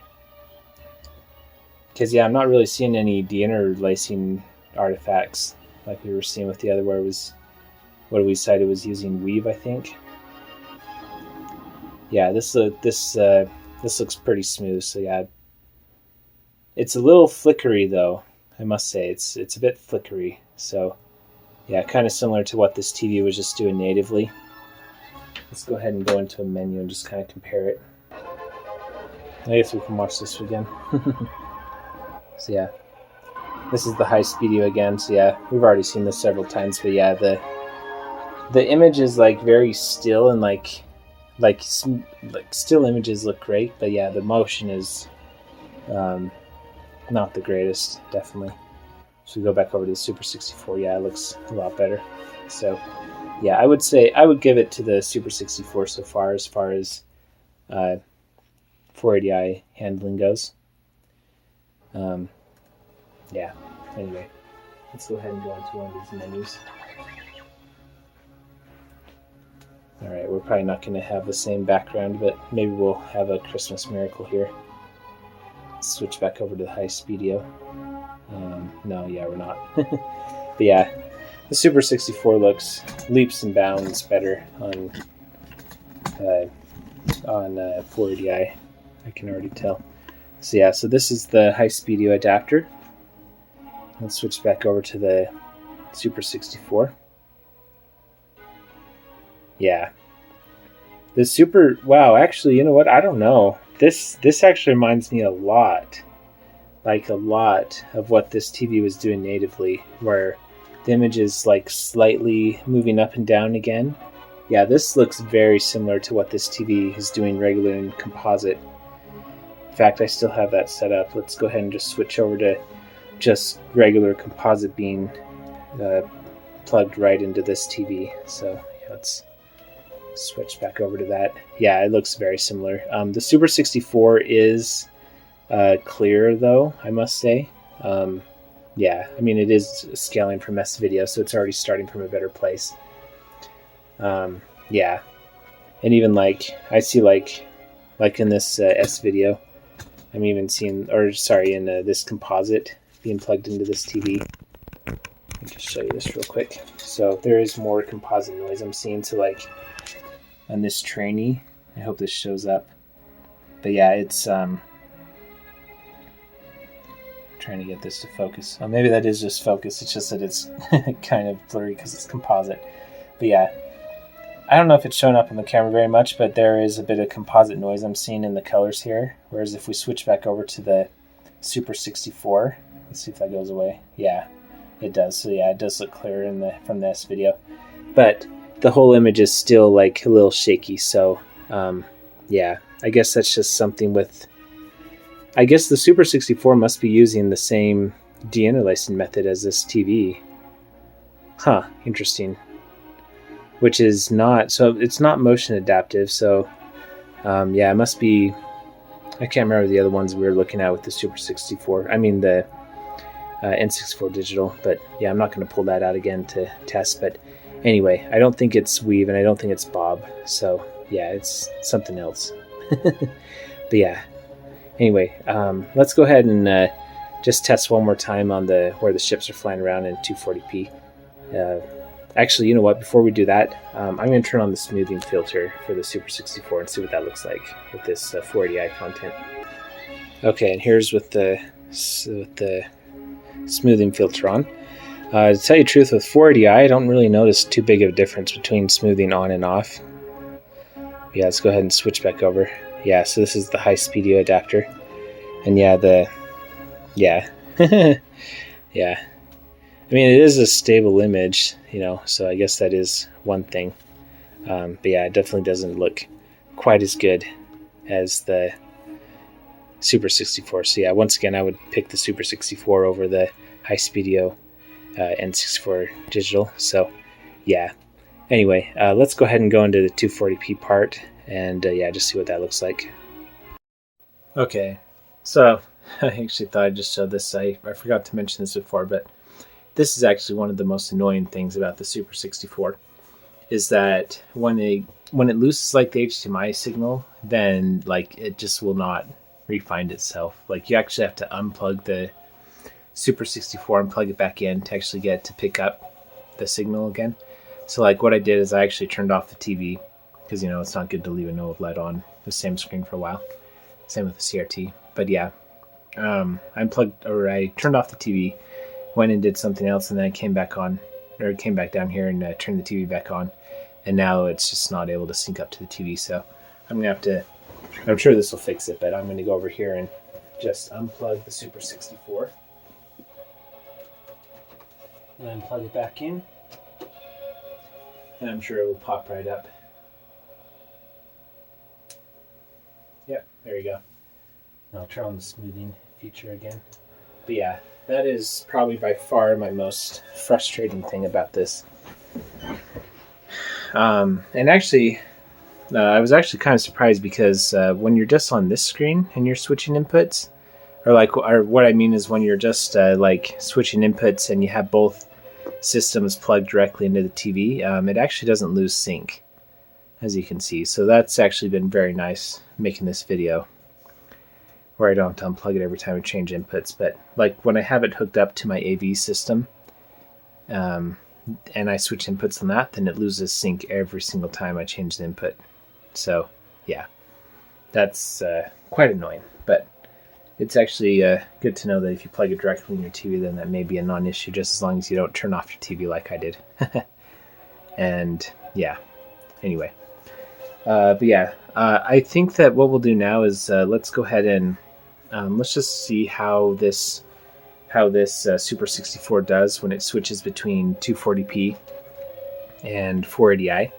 So yeah, so we have on the right here, obviously composite. This is from the Highspeedido HDMI modded 64, but with the composite output on the CRT. And then on the big OLED we have the what do you call it? The Super 64. So yeah. So anyway, let's go ahead and go into this. And I'm using two wireless controllers this time, so I should be able to push it at the same time. So yeah. So right now this is still 480i, obviously. We won't actually get into 240p till we're actually in the gameplay. But yeah, let's see if there's any dropout in the signal. Yeah, 480i definitely looks pretty nice, I must say, on the Super 64. Especially now that I'm sitting, 10 feet away or whatever from the screen. Yeah, it looks pretty nice. Yeah, especially with this Star Wars background and with the OLED, with those deep blacks. Yeah, it looks very nice. Yeah. I must say. Let's actually just kind of compare. So this is the Super 64. I'm just going to switch over to the Highspeedido N64 real quick. Yeah, the Super 64 looks way better with this text. Yeah, definitely. So yeah, whatever kind of deinterlacing the Super 64 is doing, it makes it look more like a CRT. And I do have the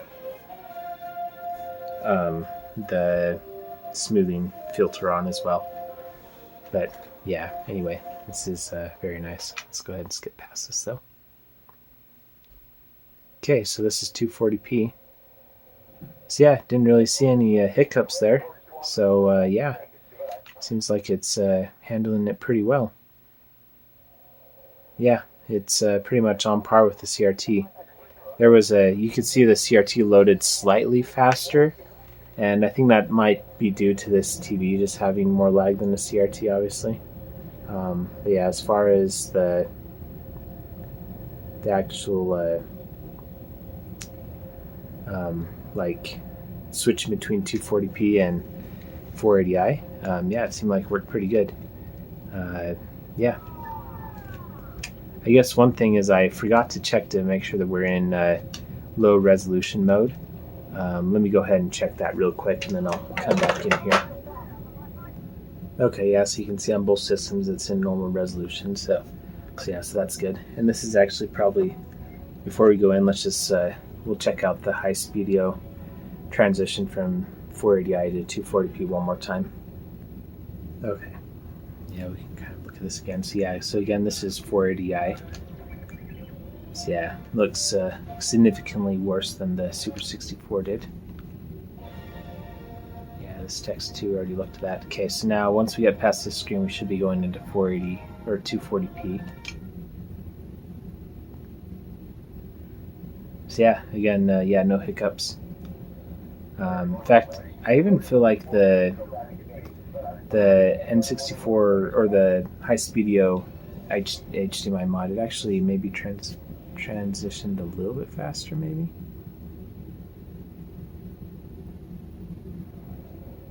Yeah, it seemed like it was almost on par with the CRT. So yeah. So anyway, but either way, I didn't either the Super 64 or the Highspeedido N64 Digital.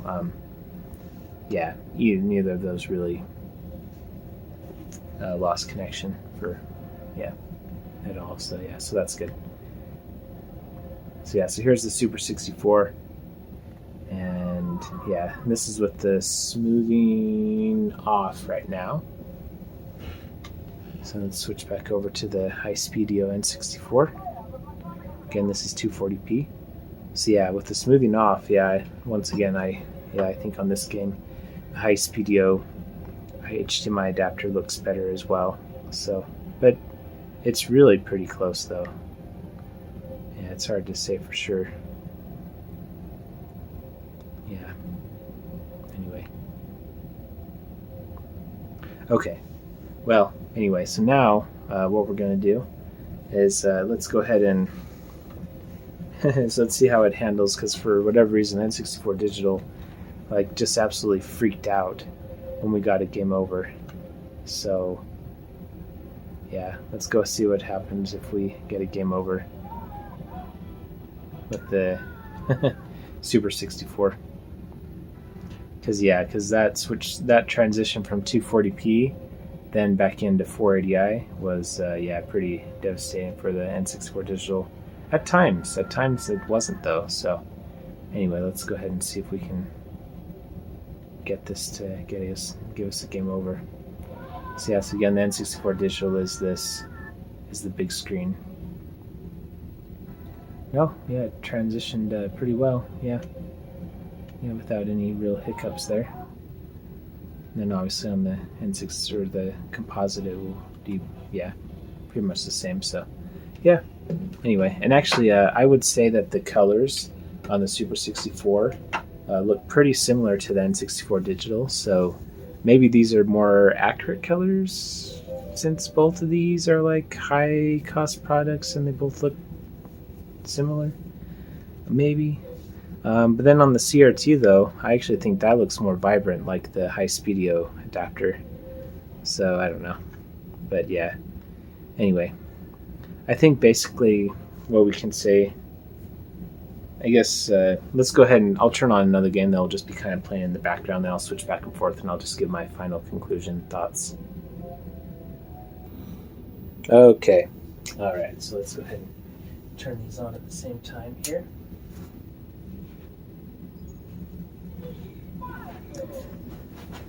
Yeah, so it actually picks up the signal pretty similarly to the CRT, so that's actually pretty good. A lot of times it takes a while for it to pick up the signal.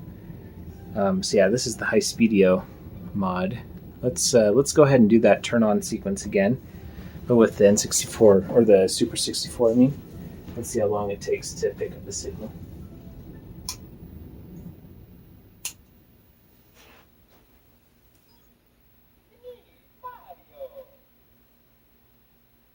So yeah, See, with the Super 64, we missed that whole opening where he says it's me, Mario. So yeah, again, let's go back over to the Highspeedido N64, and I'll just show you that one more time. That's actually pretty impressive how quickly it starts to output the signal.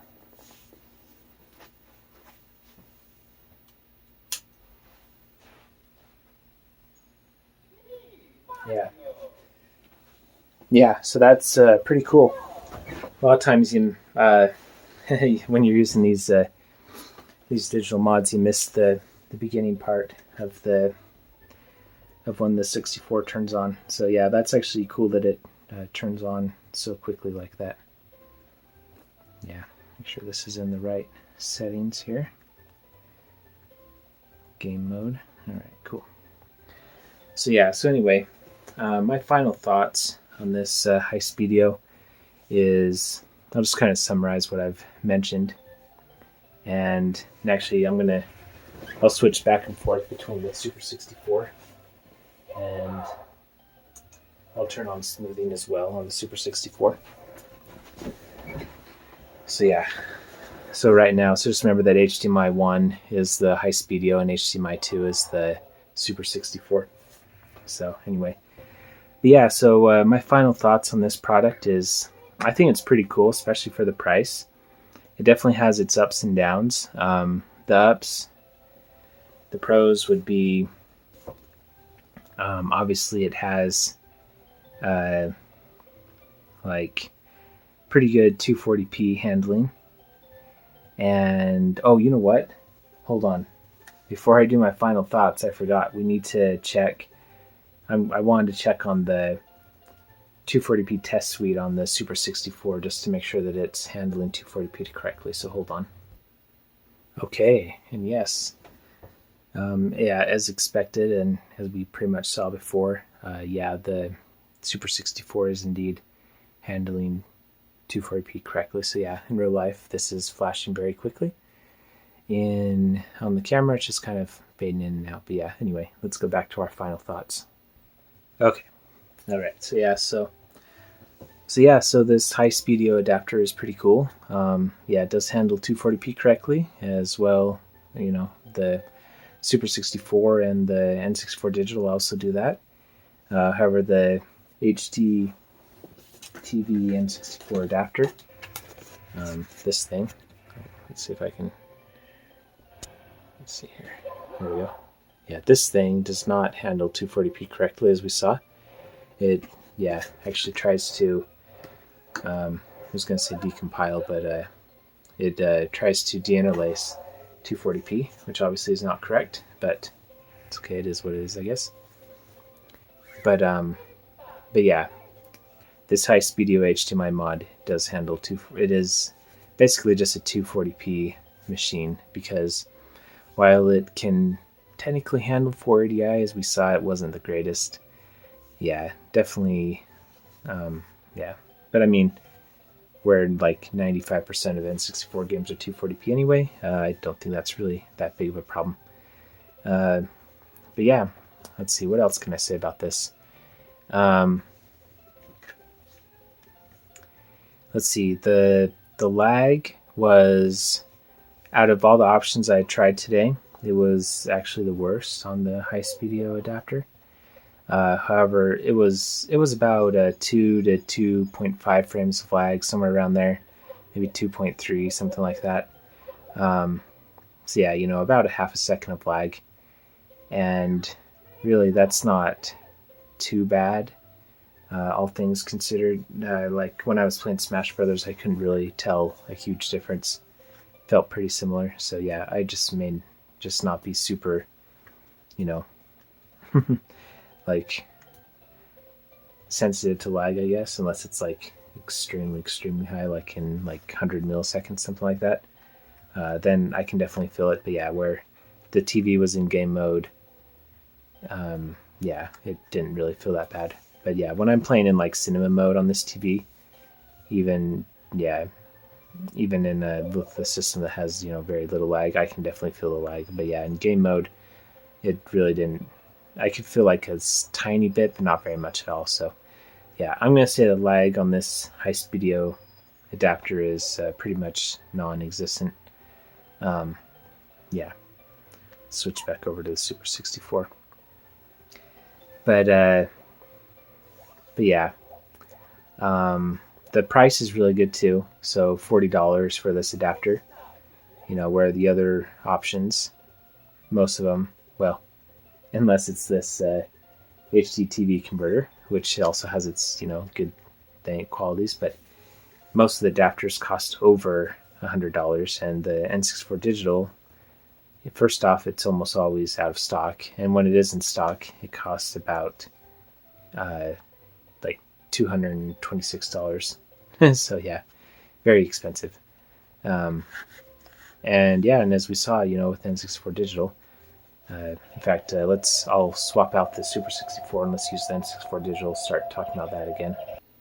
Okay, so, and actually, let's go ahead and see how the N64 Digital, how fast it shows up on the screen.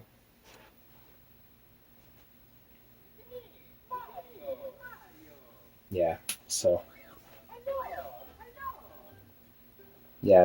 I don't know, and actually for some reason it seems like this N64 Digital system is actually slightly behind the other one, so yeah. But either way, it did take a second to show up on the screen. Just push reset on both of those. But oh yeah, that actually reminds me. So that's another thing that's annoying about this Highspeedido HDMI mod, is that I always have to switch the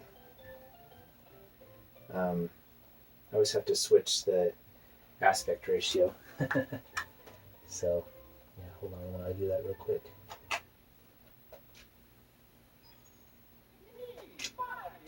Yeah, I wish it would just save it, but yeah, anyway. At least you are able to adjust it.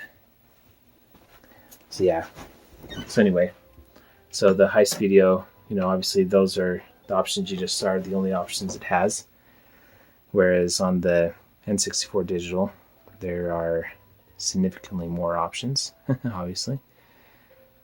So yeah, the N64 Digital, I think, is pretty obviously the more premium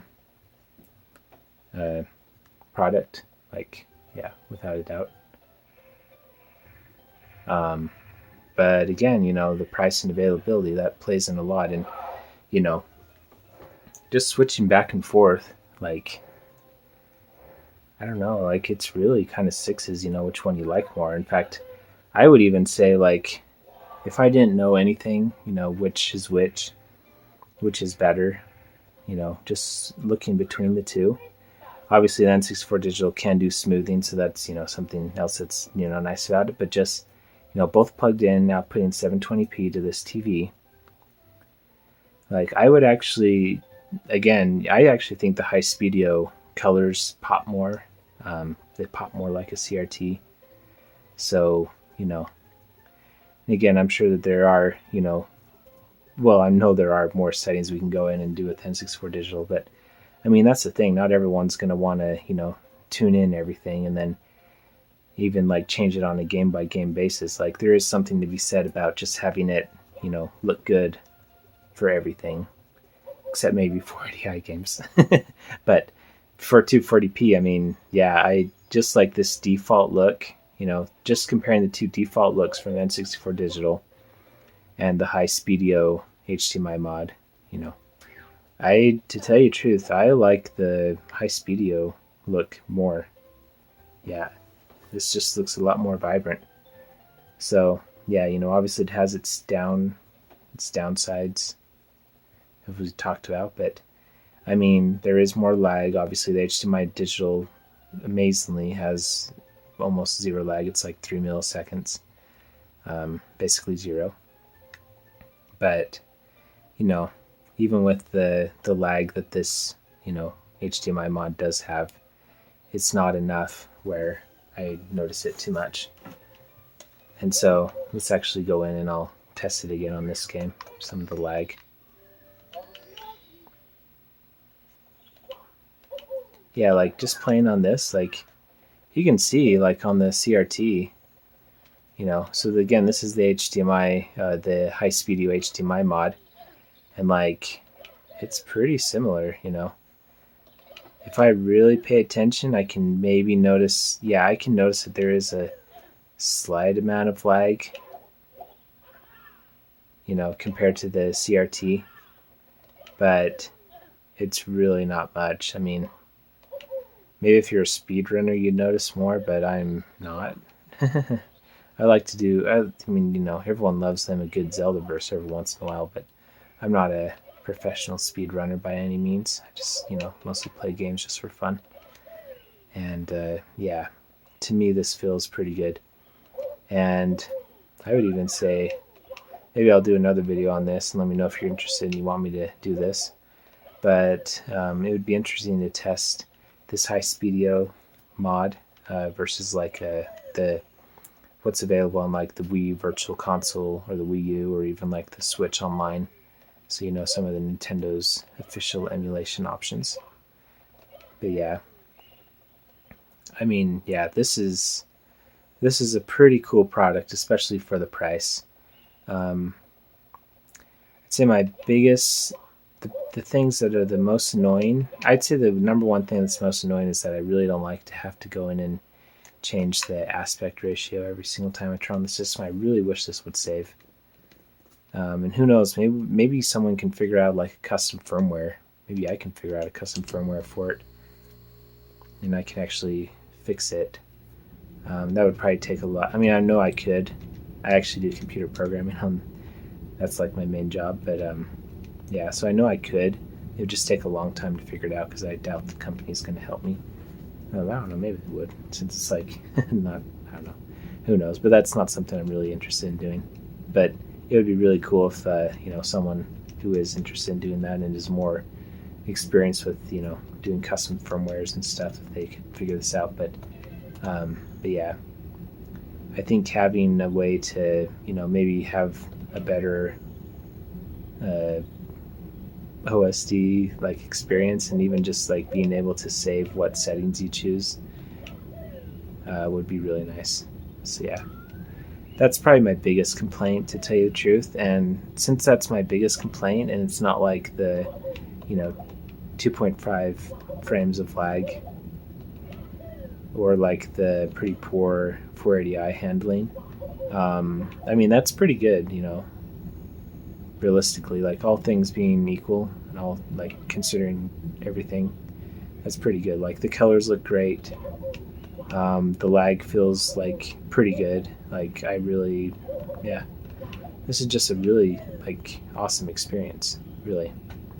Yeah. So yeah, would I recommend this to people? Yeah, I would, if you can like get it done by someone, or if you are experienced in doing the mod yourself. So, you know, check out my other video. I actually made 2 other videos where I did this mod. It was, well, I mean, it's the same thing that I did. It's just the one I explain a lot more, and the other one I make it a lot easier to watch and cut out a lot of the extra explaining that I do. So yeah, check out that video if you want to see how to do this mod, and you can kind of decide if it's something you think you'd be able to do or not. If you're careful, it's really not too difficult. You just have to be very, very careful and use a lot less solder than what you would think. But anyway, I go into all that in the video, that other video. So yeah, check that out if you're interested. But yeah, I would recommend this. You know, yeah, if you can get this, yeah, I would recommend it. Yeah, I was worried that the lag was going to be unacceptable, but yeah, it's really not. I mean, yeah. I mean, yeah, you can see yourself, you know, composite going straight into CRT, and it's, you know, pretty similar. So yeah, anyway. But yeah, what else can I say about this? I think that's pretty much everything. So yeah, go ahead and do this mod if you want. I was thinking about possibly even like modding some extra systems that I have and trying to sell it and see if there's any interest in it. But yeah, anyway, I think that'll do it for this video. So yeah, thanks for watching, everyone, and yeah, let me know if you have any questions or if you want me to test anything else out. But yeah, it's pretty cool. I'm really glad that they're, making more mods like this, especially ones that are, so available on AliExpress. So yeah, anyway, I guess that'll do it for now. So yeah, thanks for watching, everyone, and yeah, we'll talk to you later.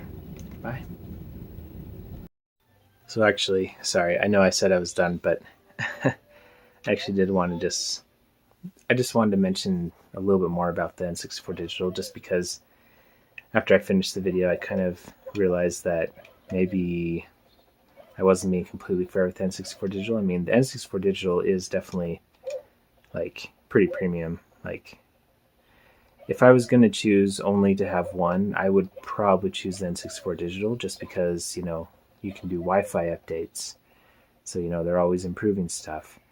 And then it's not just limited to 720p. You can go clear up to, like 1440p. In fact, I might as well do that right now, since this TV can actually accept that. It's going to, I always forget how to, oh yeah. So yeah, I mean, you can see on here the N64 Digital. Yeah, there are many more options. So obviously I had it in 720p just to, have it be, the most fair comparison. But I mean, the N64 Digital is obviously capable of much more. And then plus, you have this deblurring option, so that takes away what the N64 does, which I actually kind of like the N64 blurring. When you take that off, it looks a little too pixelated in my opinion. But then there's also this algorithm stuff, which I don't know, I guess that's something you can kind of play with, but actually kind of like this on. I think that actually looks better with on. So, but again, there's so many different like options in here that you can do. One thing that I really like are there's even like this HDR stuff, Why is this not? So like you can say, do HDR to try to, I don't know. I actually don't really know if I like all the HDR that it can do, but I think HDR or HLG actually looks pretty good. Yeah, I actually kind of like HLG, so yeah, I'll leave that on. But slot maps creator, a lot of this stuff I haven't even messed with yet. You can turn on scan lines, yeah,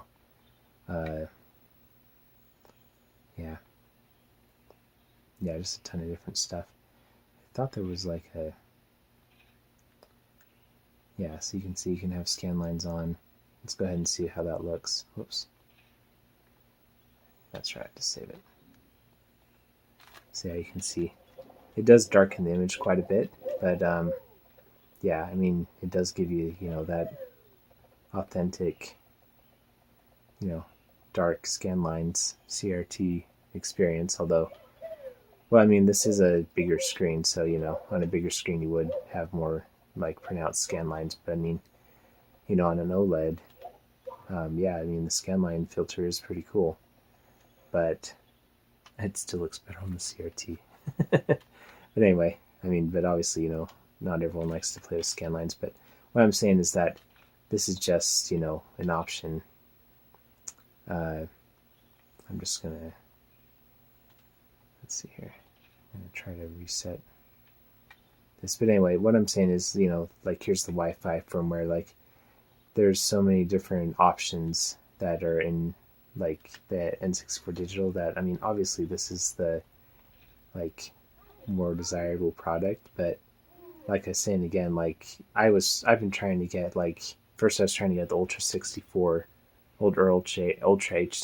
for a long time, and yeah, I wasn't able to ever get that. And then I was trying to get this one for a long time too. Oh, here we go. Okay, so yeah, so actually having adaptive scan lines, that's the setting that I was looking for. This is actually the best scan line setting, I think, in my opinion. So yeah, this actually tries to simulate what you would get on the CRT with scan lines, where it actually is brighter too. Yeah, so that's actually pretty cool. And yeah, and this is HDR as well. So yeah, I think HDR with the adaptive scan lines is actually pretty awesome. I think this is probably my favorite look. So yeah, so I mean, this kind of use case, you know, I actually think this looks like significantly better than the Highspeedido HDMI adapter. So yeah, I mean, again, you can go in and dial these in. Just from the default settings though, you know, all things being considered, the Highspeedido wins in my opinion. But yeah, in fact, I guess, yeah, I really was gonna end the video kind of early, but yeah, let's go ahead. I just want to compare the scan line options that I have set now, because I think this looks pretty awesome, pretty realistic. So let's go ahead and I'm gonna push reset on both systems, and then we'll yeah, just see what it looks like. So yeah, compare them. Okay, so push reset on both systems. Okay, so again, so this is the N64 Digital. Let's switch back over to this Highspeedido adapter, and this is with adaptive scan lines, so it tries to emulate a CRT, and I think it looks pretty authentic. And then here's the Highspeedido N64 adapter. So yeah, you know, both look good, but yeah, now that I have it set up, I personally really like this look. But if you see my other videos, I'm a real sucker for CRTs in general. So yeah. Anyway, maybe if you fed the, yeah, I mean, this looks really authentic. Looks like a humongous CRT, especially with this OLED screen. So yeah. But I mean, you know, this doesn't look bad either, you know. And I think a lot of people prefer to just have, you know, just a completely progressive, you know, well, I guess 240p is progressive, but, you know, just no black lines in between the scan lines, just have a, you know, line doubled image. But yeah, I really like this CRT look. This looks really nice. So anyway, again, me personally, I would pick the N64 Digital over the Highspeedido adapter after I dial it in. But if I don't dial it in, then yeah, I would pick the Highspeedido adapter. So again, just kind of depends on what you think is important, but and also what you think you can get your hands on, what's available to you. But yeah, anyway, yeah, I think that'll be the real ending. So yeah, I still totally recommend the Highspeedido adapter. Yeah, but I recommend the N64 Digital more, obviously. But they're both pretty cool devices. And yeah, I'm just kind of curious. I want to go into the N64 Digital one more time and just kind of see what the lag feels like. Yeah, it feels slightly more responsive, I would say. Yeah, it's a little bit more responsive, but again, it's not night and day responsive. But and the HDR effect, I think, is yeah, is pretty cool too. So yeah, it just kind of makes everything pop a bit more. But for some reason, HDR10 doesn't look as good as the HDL HDR. So yeah, whatever that's about. But anyway, it is what it is. But yeah, this is a 1440p. Also, just kind of a side note, I don't know why, but so this is a Sony OLED from 2021, and it can display 1440p if you feed it a forced resolution, which luckily the N64 Digital can do that. However, like the 2023 Sony, let's see, it's JKL, so yeah, the Sony A80L, it does not accept a 1440p image at all. So anyway, yeah, that's unfortunate. But yeah, this looks really, really nice with the N64 Digital. So yeah, and the lag feels good too. But yeah, anyway, I know this is more about the Highspeedido adapter. I'm just pretty impressed right now with these generated scan lines on this OLED. But yeah, I would, yeah, anyway, going back to N64 or the Highspeedido adapter, I would still recommend it. Yeah, I know I've said that a lot, but yeah, I would recommend it, but you know, just keep in mind that there are better options. Anyway, yeah, I think that'll do it for now. I I'm also gonna do keep your eyes open for a future video. I don't know if it'll be the next one I do, but a future video. I'm gonna also, I have a Highspeedido, I think it's Highspeedido as well, but I have an RGB mod that I'm also going to be doing on this N64. And so yeah, so keep an eye out for that future video. And then also I'm going to eventually I want to get probably the RetroTink 4K. Thinking about getting that over the PixelFX Morph 4K. But I don't know. I'll probably wait till there's like comparison videos, people comparing the two, and then I'll choose one. But right now I'm kind of leaning towards the Tink 4K. It has a good track record with their other products. But I don't know. I mean, I've really been happy with this PixelFX, the N64 Digital. So yeah, I don't know.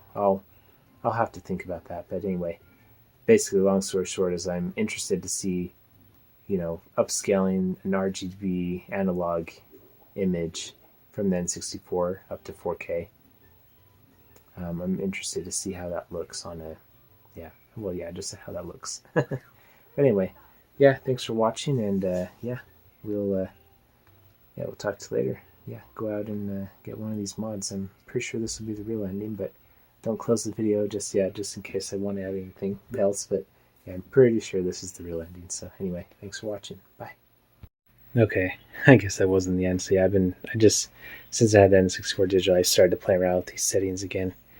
And yeah, now I'm actually thinking still that, I still thought this before, but yeah, just further confirmation that's like playing on a real CRT is still the best way, I think, to play these games. But so yeah, you can see here the scan lines do look pretty good.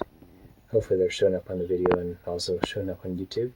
But my biggest problem is that you can see like on the top of the screen here, and it's not really like a huge issue, but there is a bit of, first off, there's a bit of space between where the end of the image is and then where there's a little bit of black space between the top of the TV and the bottom, but really you don't see that too much on an OLED. But my biggest thing is that like there's like for example where this tree is, so there's black around the tree. That's usually in the overscan on a CRT, so it doesn't look bad. But on here it's kind of distracting. And so I was going in here into like the scaler, for example, and you can zoom in. So let's see here. So like for example, if I zoom in a bit, then I can kind of get that to go into the overscan, like probably about right there. I think it looks pretty good. However, when I do that, then kind of messes with the scan lines.